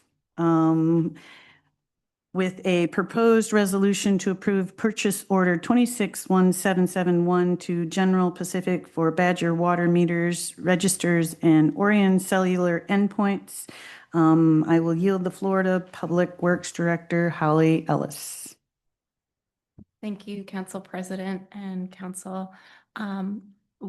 With me is Brody with General Pacific. I believe he's on the call with me here. I'll give a brief introduction and I'll give him an opportunity to weigh in and give us some background. So tonight, the item before council is a purchase of water meters. Currently, we read our water meters every single month. We have a truck that drives through our town. And remember, we serve water outside of city limits. So we're also driving Pend Oreille and Kootenai. On the right, you can see actually a map. So every single month, our meter reader drives every street right by every single meter to get a read on that meter. And that's how we bill our utility each month. So anyone, all you Sandpoint residents, this is how we collect your data. That car that drives by picks up that data and it is then transported to our utility billing. We used to actually, back in 08, we were still using floppy disks. So in 08, we transitioned to a hard drive. Today, we have readers that are in the computer and it's all in the cloud. The latest transition is to cellular. So with that, Brody, are you still with us on the call? And are you able to just give a brief update on how cellular works? Can you guys hear me okay? We can. Perfect. Yeah, so it's actually just changing out what we call an endpoint. So there is a communication device that's currently installed with your water meters that, as Holly described, your meter readers are driving around, they're gathering that data through a drive-by system. So the replacement of a different endpoint just allows it to communicate with the current cellular network, which is already in infrastructure. You don't have to put up collectors. You don't have to build the network out yourself. It already exists. So I hate to make it sound so simple, but It's as simple as swapping out that endpoint, and the data just gets communicated in that fashion. Thanks, Brody. And I did bring a show and tell so council can see Oh, goody. what it looks like and what we're doing. So there's like this is your meter and your transponder. So this golden or brass part here actually measures the water volume. And then this is the transponder that reads it. And this is a dial that actually says the water usage. What the large effort on council's requested action tonight is this endpoint, replacing these. So this would go to a cellular read. So instead of having our crew drive by to pick up the reads, this would actually connect right to our cell towers. The benefits of this program is really threefold. Leak detection is number one. So how we operate today with the monthly reads, if you do have a leak, the city's not going to be aware of it for up to weeks later. It's not until we do that next billing. And that can be really significant for our water users. It's a pretty heavy bill that they could get, and it's a surprise to them. So if we can collect this data more frequently, we'll be able to flag those leaks within days. That's not just saving our ratepayers' water usage, but it's also conserving water. The other benefit we'll see is at our water treatment plants. So today we operate our water treatment very reactively. So we look at the levels in our treatment facilities and adjust our process accordingly.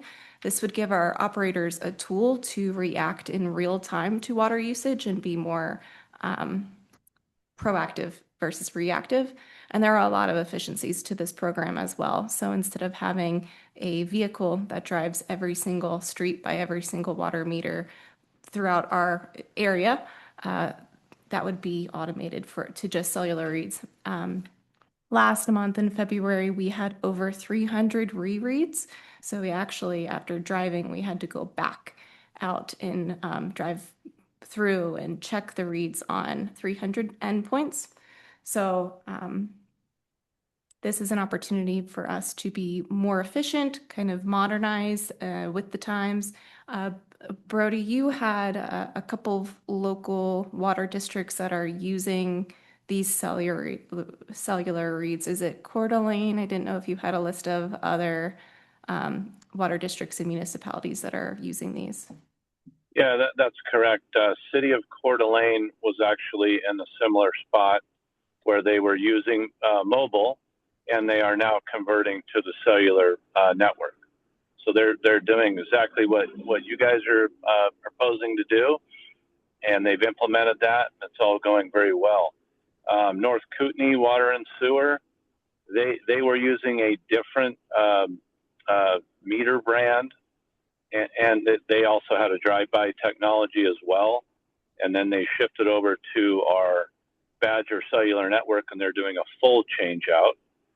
That's just to name a couple. Also, City of Post Falls.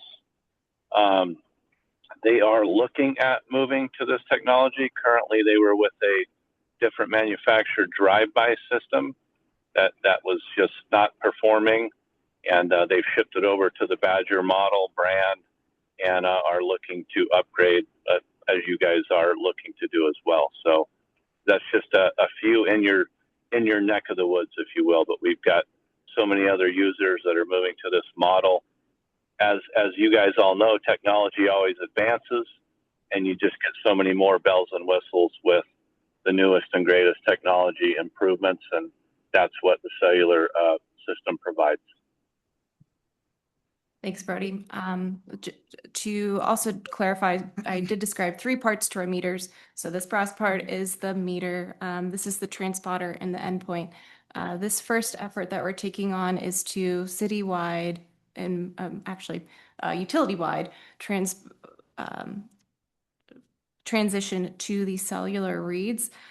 We will program to update our old infrastructure, our meters, our transponders as well. This is the first effort in just getting those old endpoints that are aging.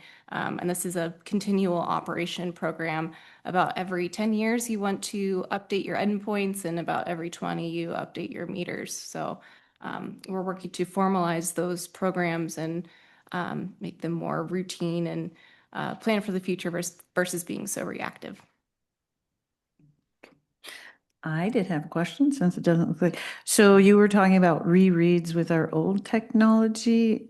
How there wouldn't be rereads because it would be real time, correct?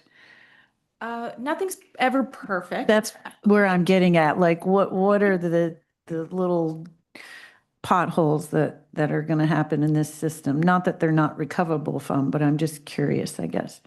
We'll still have the older meters and the older transponders, so we'll still be updating that this infrastructure. So if this meter is failing and needs to be replaced, our utility operators are still going to have to go out and replace them. We did offered with the services, they make sure that we have adequate cell coverage in the area and that there's no areas of dead spots. So we're not completely sure how we will have less frequent rereads because we'll have new endpoints. But it's hard to say how less frequently we'll go out there because we are having other variables like the meters that are failing that are causing us to go back out. So Okay. once we update all of our meters, our transponders and endpoints, then we'll truly have less rereads, but this is a first step. Okay, great. Thank you. Any other questions? Yes, I have a question. Councilman Torres? So in that product that we were just looking at, it looks like I saw a battery inside there. What is the longevity of that battery, the lifespan usually? Typically 8 to 10 years. Okay. Same with that endpoint. And then, so in that case, if the battery dies, we just have to buy a brand new product then? I'm actually not sure, Brody, is it a different battery or is it part of the same piece? Yeah, so the endpoint that has the battery inside of it that she held up there.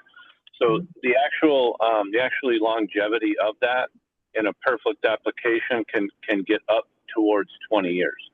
Now that being said, the full warranty on that battery and endpoint is 10 years. After that 10 years, it's prorated. It's prorated up to that 20-year mark. And then do they replace the whole product or just the battery? No, so if that endpoint, if that battery dies, you would just simply do a disconnect and you would replace that endpoint, that battery. And again, that could be, let's say for some reason there's a defect in the battery and it's within that 10-year frame. Well, they're just going to send you a brand new one free of charge. That's not generally what's going to happen, but in that strange case that it would, that would be a free replacement at that point under warranty. Excellent, thank you. You can't get that battery out of there. That's what you're saying. Yeah, so you'd have to do the whole thing. A lot of waste. Yeah, that battery is fully potted in there, obviously. So, water intrusion and weather, cold, things of that nature is not going to disrupt or make that battery, fail. So that's why that potting that you see in there is in place. Madam President? Councilman Tate? Just want to be kind of mindful of residents and taxpayer money. We're asking our residents to pay for technology that's going to bill them. So I want to be really clear about how clearly articulated the benefit and the reason, like why now, how is this going to improve our city, et cetera. So to be clear, our every single month we bill for water usage. That money comes to the city and can only go back into the water fund that can only be used for water purchases. So with this update, we plan for all of these improvements and all of this maintenance. So this is a maintenance cost to maintain our system. So we're not anticipating any update or in cost increase to our rate payers. This is already programmed into our rates. This is really maintenance to Yeah. our system. It's all just about the optics, like, you know, to explain it to just my neighbors and the layman, like this is a big number. So just to know where that money's coming from and it's just helpful. Yes, so this is out of our water fund, and this is programmed out of our rates. We plan for these improvements and replacement. Nothing lasts forever, and so we're looking at our meters. We have some of our meters are still in a system from the 90s, so it's just a regular routine replacement program.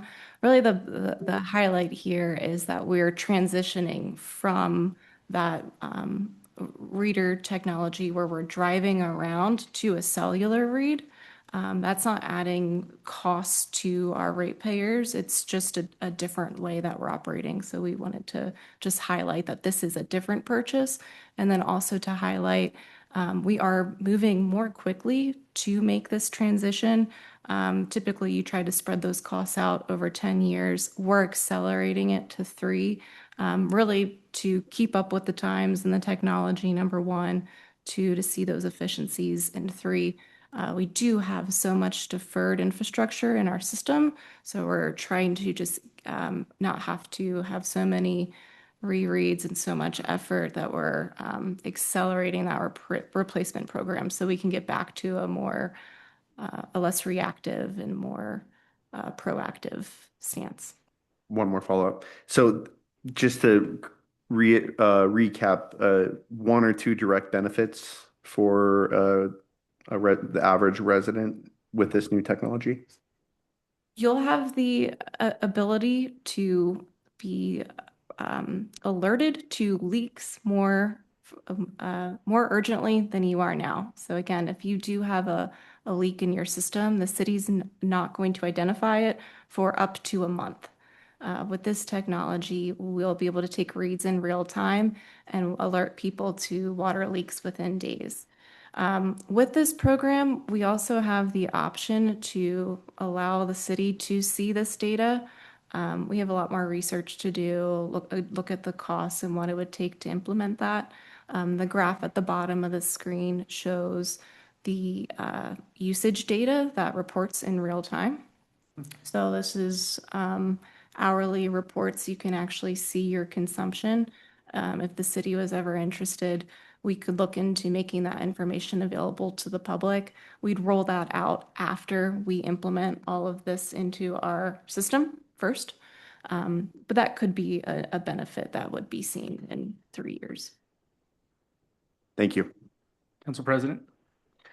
Councilman Spiro? Actually, I think this is a great idea. I know that our business, a couple times at the restaurant, we didn't find out till months later that it was up to $3,000 multiple times, and other businesses. So I think this is great and actually will benefit the ratepayer, and especially if we can find out right away, I think that this is awesome. So thank you. Councilwoman Duquette? I didn't even have to say anything. Where is that? Where does that go? Like in the water? Where in my house is that? Is it under the outside water? That thing that you pick up to turn your water on and off, is it in there? Yes, it's most folks have a meter that's located between their curb and their sidewalk, and it's a box with a plastic lid. We ask that you do not lift that lid, but if you did, this is what you would find. Mine has a metal lid, and you do open it to shut your water off if the lines are frozen. We do ask that we are the ones who shut your water off. Hypothetically. Yeah, hypothetically. Hypothetically, if I lost my water 1 year and I had to keep. This would be that you'd call the had to city keep and checking on it. would come out and shut your water off. Oh, you wouldn't have wanted to come out all that time. Anyway, for the gentleman who was just on here, any issues with cell service? Yeah. No, we had a CCA conducted for you guys, which is a cellular coverage analysis, and that's our manufacturer working with our cellular partners to make sure that you've got appropriate coverage for the communication to happen between the meter, the register, the endpoint, and then send it to our software cloud-based platform. That's all tied in together here, and yeah, no issues were identified there. You guys are good to go in that regard. So yeah, as far as we know, nothing to worry about there. And this total is one time putting this in everybody in the cities? About a third of our A system. third. So we'll do this 2 more times to get the full water system converted. So it'll be 2 times more, $614,000. This purchase, so routinely, we are routinely purchasing meters and registered old infrastructure. We all just purchase these for private development. So any new building that comes online, the city actually buys that out of here. So it's not a perfect breakdown of triple this, and then that's how much the endpoints are. Okay, counselors. Yeah. Not yet. Madam President. Counselor Schreiber. Thanks. And thanks for all the information you gave me earlier today. I answered a lot of my questions already. There is a monthly cost with having cellular as opposed to reading the meters with a pickup truck. That's Yes. $1 a month per user. So each meter is about $1 per month. That's the cost for the program. Under the existing, it's about 10 cents per meter. So we will see about $1 more increase in costs. Again, our utility rates are structured off of the needs of the utility. So it's not just your utility rates are not just based off your meters. It's about replacing your water mains, extending your water mains, staffing the crew to support the utility. So when we talk about a 10-cent to $1 increase, that does sound like a lot, but for our existing rate study, that cost is absorbed. So there's no update to our utility rates for this program. Great to hear. And I assume that eventually we would get to the point where we'd have a reduction in expenses because we'd no longer be paying someone to drive around in a pickup truck, right? Yeah. That's the ultimate goal. Yes. Again, this is going to be a 3-year program. So once we really roll this out, we'll see where our efficiencies are. But the fuel cost that we'll see not having a car drive every single street in our water system at least 1 time a month, multiple times if we have to go out and reread, that alone will offset, and then we'll be able to adjust our staff time to provide better maintenance across our utility. So we expect to see savings, but we'll have a better idea of what that real number is once we implement. Excellent. And the information you gave me earlier was we have over 3,200 meters that are well past that 20-year mark when they need to be replaced. And this RFP is only for about 2,000 meters. So we'll still have plenty more to buy after this just to replace the ones that are really old. But and I'm comfortable approving this RFP for that reason. But I did think it was worth talking about that implied consent that we're moving forward with a plan that we might be replacing meters that are still within warranty and functional just to get that newer technology. Is that accurate? For this phase, we're targeting our really old, and again, it's the largely that transponder piece, the really old and the very problematic meters. So we're going to target those 300 rereads that we had last month. That'll be step 1, and then we'll look to a mapping system. To your point, because we're transitioning rapidly over 3 years. Any meters that we've replaced in the past 10 years that are newer, we would be replacing them more quickly than otherwise. So that's a good observation. And then after year 3, we're going to go back to a 10-year schedule, 15-year schedule, something like that, and at least keep those meters through their warranty period, right? Yes, yes, absolutely. We'll, this is going to be a big replacement effort, and then we'll transition to a more routine regimented replacement program. Perfect. Thanks. Okay. Just one last Councilman question. Torres. How much is each unit? I think it's I know the cost difference. Maybe Brody could tell you the cost of the units. I know that this is about $30 more per unit than our last branding. Yeah, the only difference in price is that endpoint, that battery, and yeah, it's ranging. I don't have the quote in front of me. Sorry, I'm on the road, but yeah, it's in the range of $25 to $35 more for cellular. Councilman Tate. Is there a strategy for installing these new ones? Like, who do you start with? We'll so we'll start with those 300 the rereads, like kind of our problem meters. That will be like the triage effort. And then from there, we'll our utilities team has developed they have a map of our different areas, and they'll and thanks, Fonda. $282 per each is the cost.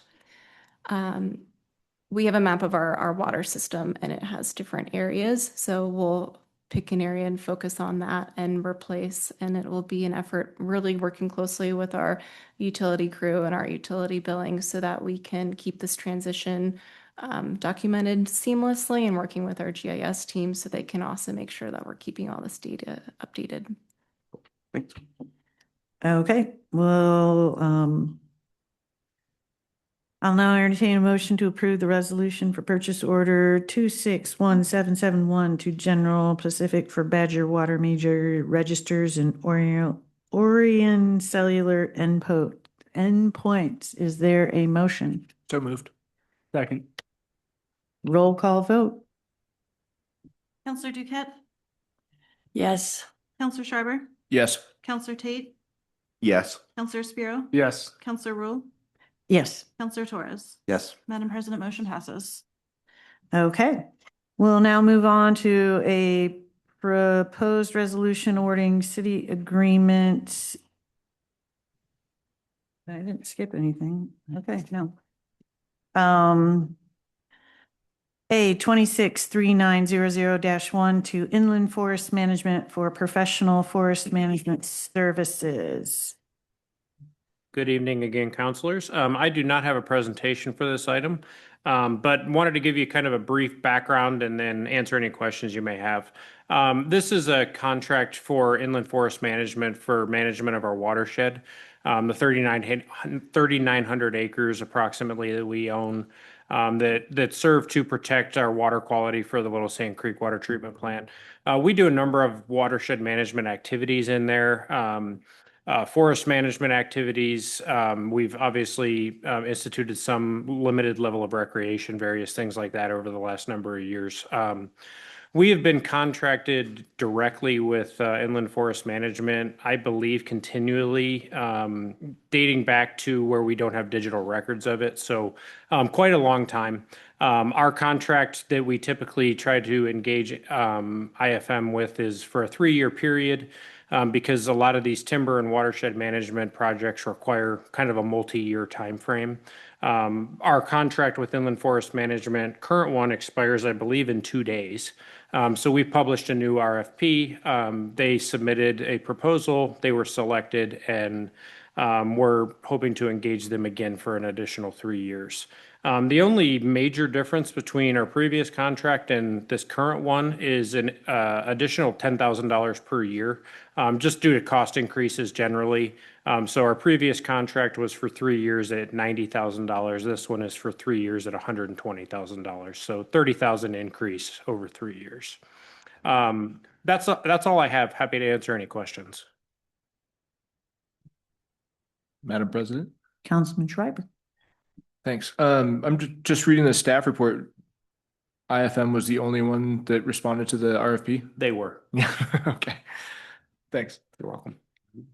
Okay, if there are no other questions, I would entertain a motion to approve the resolution awarding city agreement A26-3900-1 to Inland Forest Management for professional forest management services. So moved. Second. Roll call vote. I'm sorry, Madam President, who was the second? Me. Me. M-E. Me, Mr. Me. Counselor Tate. Yes. Counselor Rule? Yes. Counselor Torres? Yes. Counselor Schreiber? Yes. Counselor Duquette? Yes. Counselor Tate? Yes. Madam President, motion passes. Okay, we will move on to the next item, yielding the floor to Community Planning and Development Director Jason Welker and City Planner Bill Dean for an update on the planned rezoning of the existing Commercial B's district. This is just a staff presentation. Thank you, Madam President. And this is somewhat in line with Councilman Schreiber's comments earlier in the night about kind of giving council an early glimpse into the work that we're doing.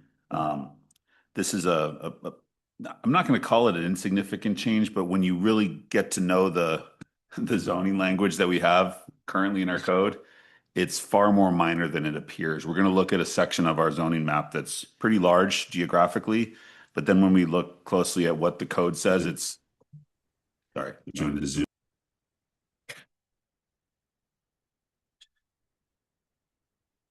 fairly insignificant when we look at the difference between what we're proposing to rezone some of this to and what it's currently zoned as. So I'm going to put a zoning map up for you on the screen. I'll share my screen here. And we'll start by looking at the geography in question. I'll give you a little background on what led to this proposal and what the next steps are going to be, what the impact and implication might be once a rezone is undertaken. So in your staff report, it really highlighted, my screen here, it really highlighted the orange area on our zoning map. So just to orient yourself, the southern border of that orange area is Larch Street. Obviously Sand Creek on the right. You've got Super One. You can see that in the southwest corner. And you've got Boyer forming the western perimeter of the commercial, what's currently the Commercial B zoning district. That's the entirety of our Commercial B zoning district. There's nowhere else in town where Commercial B exists. South of that, you see the purple, that's Commercial A. The new zoning districts that Bill and I have been workshopping with the Planning and Zoning Commission are the downtown core and outer core. They're not on this map because they don't exist. Some in the near future, we expect to see a couple new zoning districts down in the core area of Sandpoint. And then you've got the green areas of the map. Let me turn off our property boundaries so we can really see those. There you go, it's a little bit better. And then you can see the green area of the map, which is Commercial C. So if you think about Sandpoint having its kind of commercial corridor, basically from western city limits to eastern city limits, when you enter on Highway 2 and you leave on Highway 200, you're going through the commercial core that transitions from C to A to B. Okay, so what was the impetus for this? Why are we even talking about eliminating the Commercial B zone? Well, some of you who have been around for a few years, Joel, Deb, you'll recall that about 4 years ago, there was a pretty exciting project proposed in the Commercial B zone just north of Super One. That was a project known as Tribute. It was a mixed use. It had ground floor commercial as is required in the Commercial B zone, and it had upstairs apartments. Well, over the years, they had a conditional use permit that expired a year and a half or so ago. They're in the process of applying for a new conditional use permit this year, but just a month or two ago, they withdrew that permit and said, this project is not feasible. We can't justify building a project that has ground floor commercial in this economy. And the code required ground floor commercial. So Bill and I looked at our comprehensive plan. We looked at the reality of what we're trying to achieve in Sandpoint. We looked at the recent residential zoning amendments that this council approved just a couple months ago. We said, well, what would be a potential rezone here that could allow a development of some sort to go forward here? Because this is valuable real estate. We have real needs in this community in terms of workforce housing, residential development, that middle housing that we're trying to encourage. And we had just adopted some zoning amendments that to our residential zoning that would enable some, potentially innovative, smaller lots, single family or attached single family townhouse, or even multifamily development here without the requirement to do ground floor commercial. And another interesting case that we've always looked at somewhat critically is the Milltown development, which is this, 130, 150 or even more multifamily development over here northeast of Super One. Those of you that have walked through that neighborhood will recognize that there are unit after unit after unit of empty ground floor commercial in that development. There are spaces with glass windows and doors built to be used as commercial space that are literally being used to store refrigerator boxes 10 years, 12 years after that development was completed. The requirement, the mandate, the ground floor commercial be implemented in that project has resulted in 0 new commercial businesses operating in the Milltown development. Yet there are many, many empty commercial spaces. So we fully recognize that we have code that's not working in this case. We're requiring commercial where there's not demand for commercial, and it's actually prohibiting development of needed housing in Sandpoint. So we looked at our alternatives for this zone. We looked at the comprehensive plan. Unfortunately, we don't have a comp plan layer on our GIS map, but I included a screenshot in your staff report. So the comprehensive plan envisions this as what's called mixed-use corridor. It's not mixed-use corridors, as Bill said. It's a land use designation you can drive a bus through. You can envision having mixed-use corridor, which is the kind of maroon on this map. So north of Super One, you can see those 2 parcels. This is from your staff report. Those are maroon. It kind of looks like the red, but the red downtown is a different color. So mixed-use corridor, according to our comprehensive plan, really opens the door for multifamily, mixed-use residential, or commercial. It could be almost any of those. So in between our commercial zone and our residential zones, there's what's called MUR. So what we're proposing is that we rezone much of this orange area on our zoning map, what's currently commercial B, to MUR. MUR allows property owners who desire to do commercial on the ground floor to do so.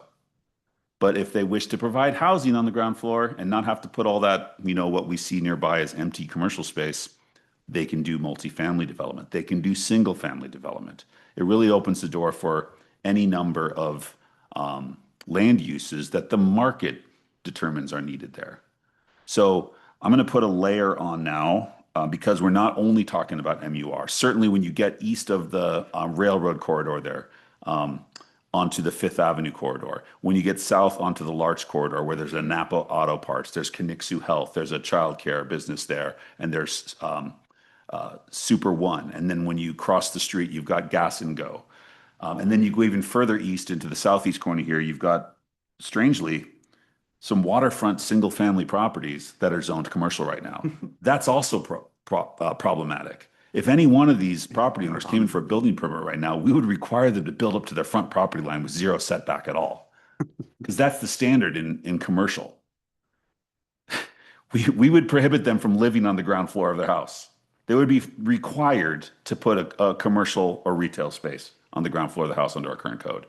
So we're also going to be talking about rezoning into a residential zone in this corner of what's commercial B and maintaining a different commercial zoning designation for this corridor along Larch Street and up Fifth Avenue. So I'm going to add a layer. Just before I came up here, I drew some boxes on this map. It's not super clear, but let's see how it appears here. If I turn my, okay, all right, so this is going to work. So I'm going to turn on my areas. You're going to see these areas change color slightly. So what I've attempted to outline in like lime green here is the sections of our commercial B zone that we are proposing to rezone as MUR, mixed use residential. This opens the door. It frees up the market. It says if you want to put commercial space on the ground floor, go ahead. But we're also going to say you can do multifamily, you can do single family, you can do attached single family townhouses. You're just held to the development standards in our multifamily zone or our single family zone, depending on what you choose to do here. Okay, does that make sense? But you can still do restaurants. You can do commercial space. You can do a gym. You can do any sorts of commercial use you want. So very wide open. Down here, you can see it's really just kind of looks like white, but I was tempted to make it purple. Okay, it's kind of a purplish whitish. So in the center along the highway and large corridors, we're proposing rezoning that as commercial A to coincide with the purple to the south. I'm going to let Bill talk about the difference between these zones. He's an expert on it. It's going to be a very short talk because there's not many difference between commercial A and commercial B right now. And then finally, before I hand it off to Bill, down in the southeast corner, we're proposing to rezone that as residential multifamily. And I'll let Bill explain why we're not going with residential single family there as well. Even though the current development pattern is single family, there's a good reason why we're zoning that. We're proposing to zone that multifamily. So I'll let Bill talk about that a little bit. And then we're going to look at a different part of the map, Bill. I've added some of these boxes in another part of the map as well. Sure. Thank you, Jason. Good evening, Council President and Council. It's nice to be with you again, and thanks for entertaining this relatively brief conversation. Just taking a quick step back, one of the things that led to this, as you know, we're looking at the downtown zoning, with a lot of work on looking at our commercial zoning, and a natural effect of that is as you focus on your downtown and you're coming up with new ideas, it's causing us to take a look at what's going to be left with the balance of the commercial zoning. So we've put a lot of time into understanding it. I think one thing about, from an urban form perspective, that is worth mentioning is that there's an opportunity to help this area right north of Super One to perform a little bit more like a neighborhood that sort of started with the Milltown development, but it hasn't occurred. The Tribute was going to contribute to the Tribute project was going to add to that, but they couldn't find a way to make it work with this limitation of the commercial. So there's an opportunity to have this better performance in neighborhood, which I think the comp plan speaks to. The area right down there that Jason just mentioned by Sand Creek, is that's going to be, our comp plan calls for that to be a medium density type of environment. So naturally, the zone district we pick up for that is a medium density zone district, not a low density zone district. So that's really what our comp plan is pointing us in that direction. So that's why that's an easy call to make in terms of what the zoning should be. When you update your comp plan, you have a map.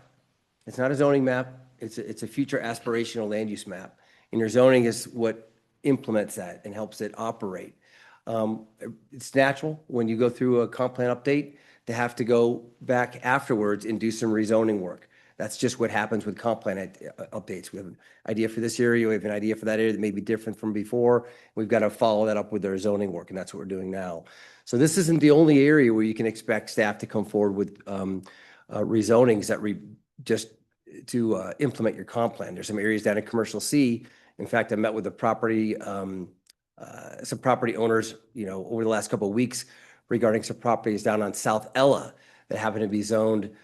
I've outlined those here as well, Bill. Yeah. Oh, thank you right there. Ella and Florence. You can see the two little boxes I drew because they're kind of weird shaped and they're not colored correctly. Yeah, there's a portion of a block there that's on the west side of South Ella, north of Erie, between Michigan and Erie, that the comp plan calls for residential uses, but your zoning map says that it should be commercial. I think there's an opportunity to look at that more closely as well, to bring the comp plan and the zoning ordinance into concert. The really thing that's interesting about this commercial zoning, there is really no difference between A, B, and C, except for the colors. There's not. You look at the allowable land uses, commercial C, you can do multifamily. Commercial B and A, you can do that, but it has to be on upper floors. That and building heights are the only difference. That's remarkable to me. There's really no difference between your commercial districts. So we're really studying this right now to find out, well, what should be the right collection of land uses for these commercial districts? What should we call them? Where should they be organized? And where are there opportunities to make some changes? So you can expect quite a change when we come to you with a tightening up and really discerning between areas of the city. There is a big difference between MUR and a commercial district and MUR and a residential district. That's why I think it makes sense to use that as this bridge between your core commercial area and your neighborhoods. Just like as Jason was mentioning, and this site I think is right for that. It enables a property owner to come in and want to do a coffee shop or something, they can do that. But again, it's trying to form a neighborhood there. You've got a street pattern that supports that, an opportunity to connect Maple Drive over to Boyer in an east-west fashion to kind of complete a grid pattern there on the northern portion of that larger yellow blob. And I think that's just going to contribute toward a continued focus on appropriate transitions between areas. So that's my piece I'd like to add, but I think it's important to note there's just really not a lot of difference in the commercial A, B, and C. So we're going to unpack that a little bit with you over the next number of weeks and months with your commission and then come to you. This will be something you see a little sooner than the balance of our work on commercial because it's a discrete exercise. And we actually have property owners that are interested in moving forward, but they really want to get a sense of whether or not this was going to be something that was interesting to you or not. Knowing full well that you won't be asked to make a decision until Planning Commission has hearings, and then it's brought to you for hearing. You can receive testimony and make a more, obviously informed decision. But this is just highlighting for you and showcasing for you some things we're about ready to go and do. So you can expect to see hearing notices and things like that go out for these meetings. I do have one question. So in our zoning, because I don't remember off the top of my head, does commercial A include the industrial or is that totally separate? It's a separate, okay, it is a separate designation. So what you said makes sense to me. But just to pick up on that a moment, but what's interesting also in our zoning ordinance is that a number of areas of our industrial areas, we've also overlaid them with these allowances for commercials. We've got a lot of commercial activity allowed, and which is not necessarily a bad thing, but we're going to be a little more surgical with this and see if we can't use other zone districts to help bridge the gap between, one set of uses, commercial, and just a separate set of uses, residential. This MUR, which is in the code already, might help us bridge the gap in certain areas. It's not appropriate for everywhere, but I think in this case, it makes some sense. Madam President, just a little preview of the timeline for some of you who maybe aren't familiar with what goes into a zone change. This is not something that will be back to you in 2 weeks. Okay, what this will look like is there's a noticing requirement under state law. We will have to mail letters to every individual property owner. We will have to put signs on every individual property in this zone, and we will schedule a hearing date at the Planning and Zoning Commission at which all those property owners can come and weigh in on this proposal to rezone their property. We think most of the property owners are going to be thrilled that this rezone is being proposed, especially those in residential lots that will never be able to live on their lot if they want to build a new house there because we'll tell them they have to live upstairs.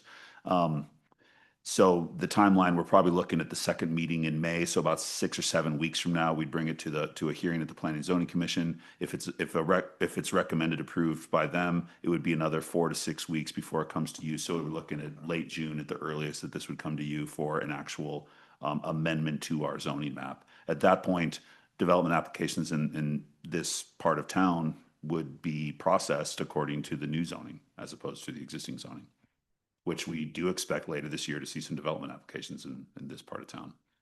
So that's why this is kind of elevating. There's some pending development that we think could truly benefit from these zone changes. So we want to move this up a little bit on our time frame to make those developments possible this year.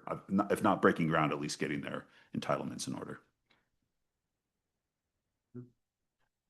I was just going to add that as those notices go out, property owners may be inclined to contact some of you.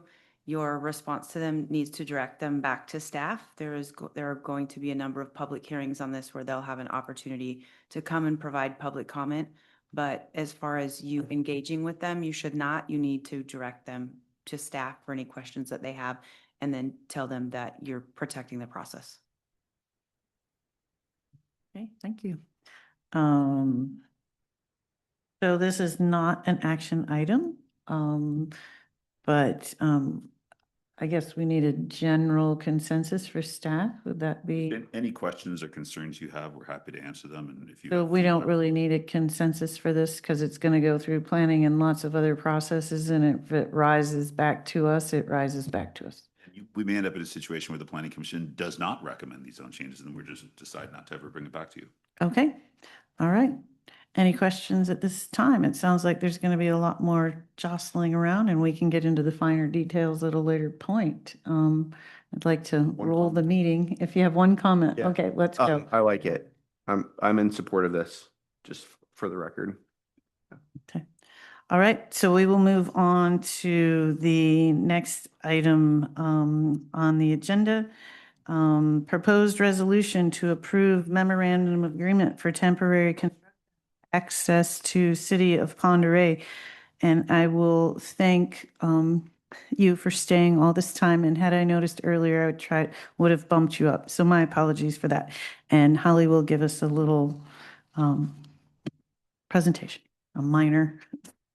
Just an update to council. So I don't have a presentation prepared. The agreement before you tonight would allow the city of Ponderay to access our property to facilitate the project that our city of Ponderay Representative Kaylee Miller came and presented to you. Just to highlights from that agreement. With their project, the city of Ponderay will be having to schedule trail closures of the Ponderay Bay Trail. That communication is going to be led by the city of Ponderay. So we have on our city website, and we'll get to our Facebook page, a link that directs all of our folks to the city of Ponderay's Facebook page, which will alert all of our residents of those closures. The other point to that agreement calls out that they will be accessing our property during the hours of operations of our water treatment plant, so that we always have our operators at our plant while we have their construction team hauling in and out. So their traffic times are limited. The other part of the agreement that I would highlight is that they are responsible for any damage caused. So if they did have any sort of wear and tear on our trailhead while they're doing the closures, or at the far end of the project, there is a gate that they'll be installing to temporarily get in and out. They'll be responsible for repair of that. But otherwise, if there are any other questions, or if there are any questions about the agreement, happy to help answer. If you have any questions about the project, we do have Kaylee Miller with Ponderay, if there are any questions for Ponderay specifically. Councilman Tate. Yeah, it was just about the trail closure thing and wanting to make sure that there's some forethought about that, and how when the trail will be closed and how often, and is it try to plan around like if we can still use the trail, et cetera. My understanding is that their contractor is working to minimize closures to the extent possible, but particularly when they're hauling and they have very heavy hauling days, it's not safe to have the public on the trail, and so that's when they'll have to do those closures. I don't have an estimate as to the number of closures, but the intent is that they'll be minimal and that they'll be communicated ahead of time. And I hope that we'll let the public know through the media as soon as possible, if we pass this, that this will be happening in the future. So it's on our website. I haven't looked to see if it's on Ponderay's Facebook just yet, but we'll also have I was signage. kind of looking over that direction, not at you, Holly. That comment was not meant for you. We will also, with the trail closures, we'll make sure that there's signage. We've got signage that we're going to put out at the city beach trail access. And then the contractor will actually be parking equipment at the trailhead. So when it's closed, it'll be very clear that it's closed, and we won't have people sneaking through trying to park and make their way up and getting disappointed or being in an unsafe situation. So there will be kind of a physical barrier there to those trailhead closures too, for safety. Councilman Schreiber. So if I heard you correctly, they're going to have equipment parked there all summer long, or just on days that it's closed? Just the days of the trail closures to support their efforts, but also to provide a hard closure. Yeah, a very obvious sign. I believe the parking management plan, as well as the implementation that was just approved, envisioned that lot to be rolled out as a paid lot this summer, isn't it? I think Jason's going to speak to that. I guess the question is, what impact are we going to have to the estimates of parking revenue? Oh, I think given the work that's going to be going on this summer, we'd probably hold off on even installing a meter there, just out of risk, or a kiosk there, just out of risk that it might get damaged by equipment. And there's going to be such inconsistent access to that. To be honest, we're not counting on any revenue forecast for this summer. We envision, as was discussed 4 weeks ago, like a phase rollout this summer where we focus on getting kiosks installed and then using those kiosks to educate community members about the program. And council will decide when we ultimately switch them on to be operated. But in the case of that particular lot, there was proposed to be one kiosk there so that non-permit holders would have the opportunity to pay to park there. But my recommendation would probably be wait until this work is all done before we even install that kiosk. Yeah, that makes sense to me. Yeah, I guess I would just reiterate the desire to minimize those days that it's closed. Maybe we can pack them into 10-hour days and get it done as efficiently as possible. But We are limiting to it in that MOU to our operators' working times. So Monday through Friday, 6 a.m. to 5 p.m. Again, just for security considerations, accessing through our plant. sure, but it'll be open every weekend, is what you're saying. Yes, as planned, or that's the plan. Okay. Thanks. Councilwoman Duquette? Sure. It says they will take care of any damage. What kind of damage? I've never been behind that gate, of course. I don't know where the road actually goes by the functioning water treatment plant. What kind of damage? They'll actually be building a temporary road, and that would be part of it. So they'll have to, any ground disturbance as part of building their temporary road, if we needed them to reseed an area, if they hit a fence, they would be responsible for that. We also have, on our water treatment plant, we have a roof cover, and we've called out to them that as they're taking their traffic through that area, make sure you don't hit that roof. So if one of their pieces of equipment did hit our roof, they would be responsible for that. Would any of that interfere with the functioning of the plant itself? Should it hit the roof or? No, we've made sure that their haul route that they've proposed does not interfere with our operations in any way. Okay. No hauling contaminated materials, I see, because you're storing it.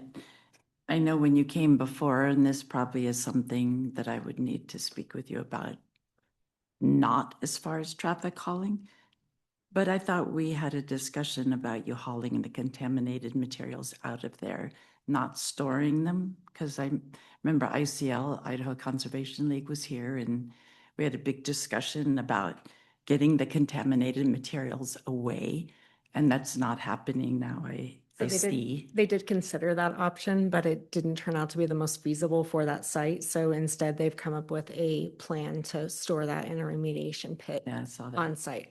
So that pit will have the contaminated materials that'll be wrapped in an impermeable water or water resistant surface with drains that will go around it. So we'll keep the water from flowing through and keep those contaminants contained within inside what I refer to as sort of a burrito of the fabric and the materials. Okay. Not what we thought. Madam President? Councilman Schreiber? One more question that came to my mind as you were speaking. What kind of impacts can we expect with this construction of this new road? Is it going to significantly widen the existing trail? Are there going to be trees cut down? Are there going to be, impacts to the stream bed at all or the lake bed at all? At the water treatment plant or down the? Down the trail past the plant. Okay, so at the Black Rock site itself, we have to remove all the vegetation as part of the cleanup. And then we'll be replanting that back in with grass and starting to improve it with trees and native vegetation that the plants call out, bringing back the lupins and some of those things that are more iconic to that site and being consistent with that. But it does all have to come out to begin with first. As far as along the trail, they'll only have to remove branches or things like that that would interfere with the trucks going through. So minimal changes to the trail. They're going to have to, during construction, protect the culverts that are in that area. So whether that means the culverts get crushed and they replace them, whether it means they bridge it up and over with rock, they'll be taking a look at that as they go in and get set up, making sure that that's all covered in the short term. And then as far as the access point from the water treatment plant. It's just a small spur road that comes out of the corner and connects directly into it. Right now, the access has two really sharp 90-degree corners in it that the trucks would be unable to make. So it's our modification to allow them to go through. Okay, thank you. Is there a place we can see your plans somewhere? Like, do you have on this, it's the city, do you have like your plans somewhere where people could come see? Yeah, Here. there is a page on our website Okay. under dedicated to the fundraising. front yard project. Thanks. Okay. Counselors to the right. Yep. Okay. I would entertain a motion to approve the resolution authorizing a memorandum of agreement with the city of Ponderay for temporary construction access. So moved. Second. Roll call vote. Counselor Schreiber? Yes. Counselor Spiro? Yes. Counselor Rule? Yes. Counselor Duquette? Yes. Counselor Tate? Yes. Counselor Torres? Yes. Madam President, motion passes. At this time, I will entertain a motion to convene an executive session pursuant to Idaho Code Section 74-2061C to acquire an interest in real property not owned by a public agency. Is there a motion? So moved. Second. Roll call vote? Counselor Rule? Yes. Counselor Duquette? Yes. Counselor Spiro? Yes. Counselor Torres? Yes. Counselor Schreiber? Yes. Counselor Tate? Yes. Madam President, motion passes. Okay, at this time, I will ask everyone not participating in the session to please exit the room, and the meeting recording will now end. Good night, and thank you to everyone for attending the meeting.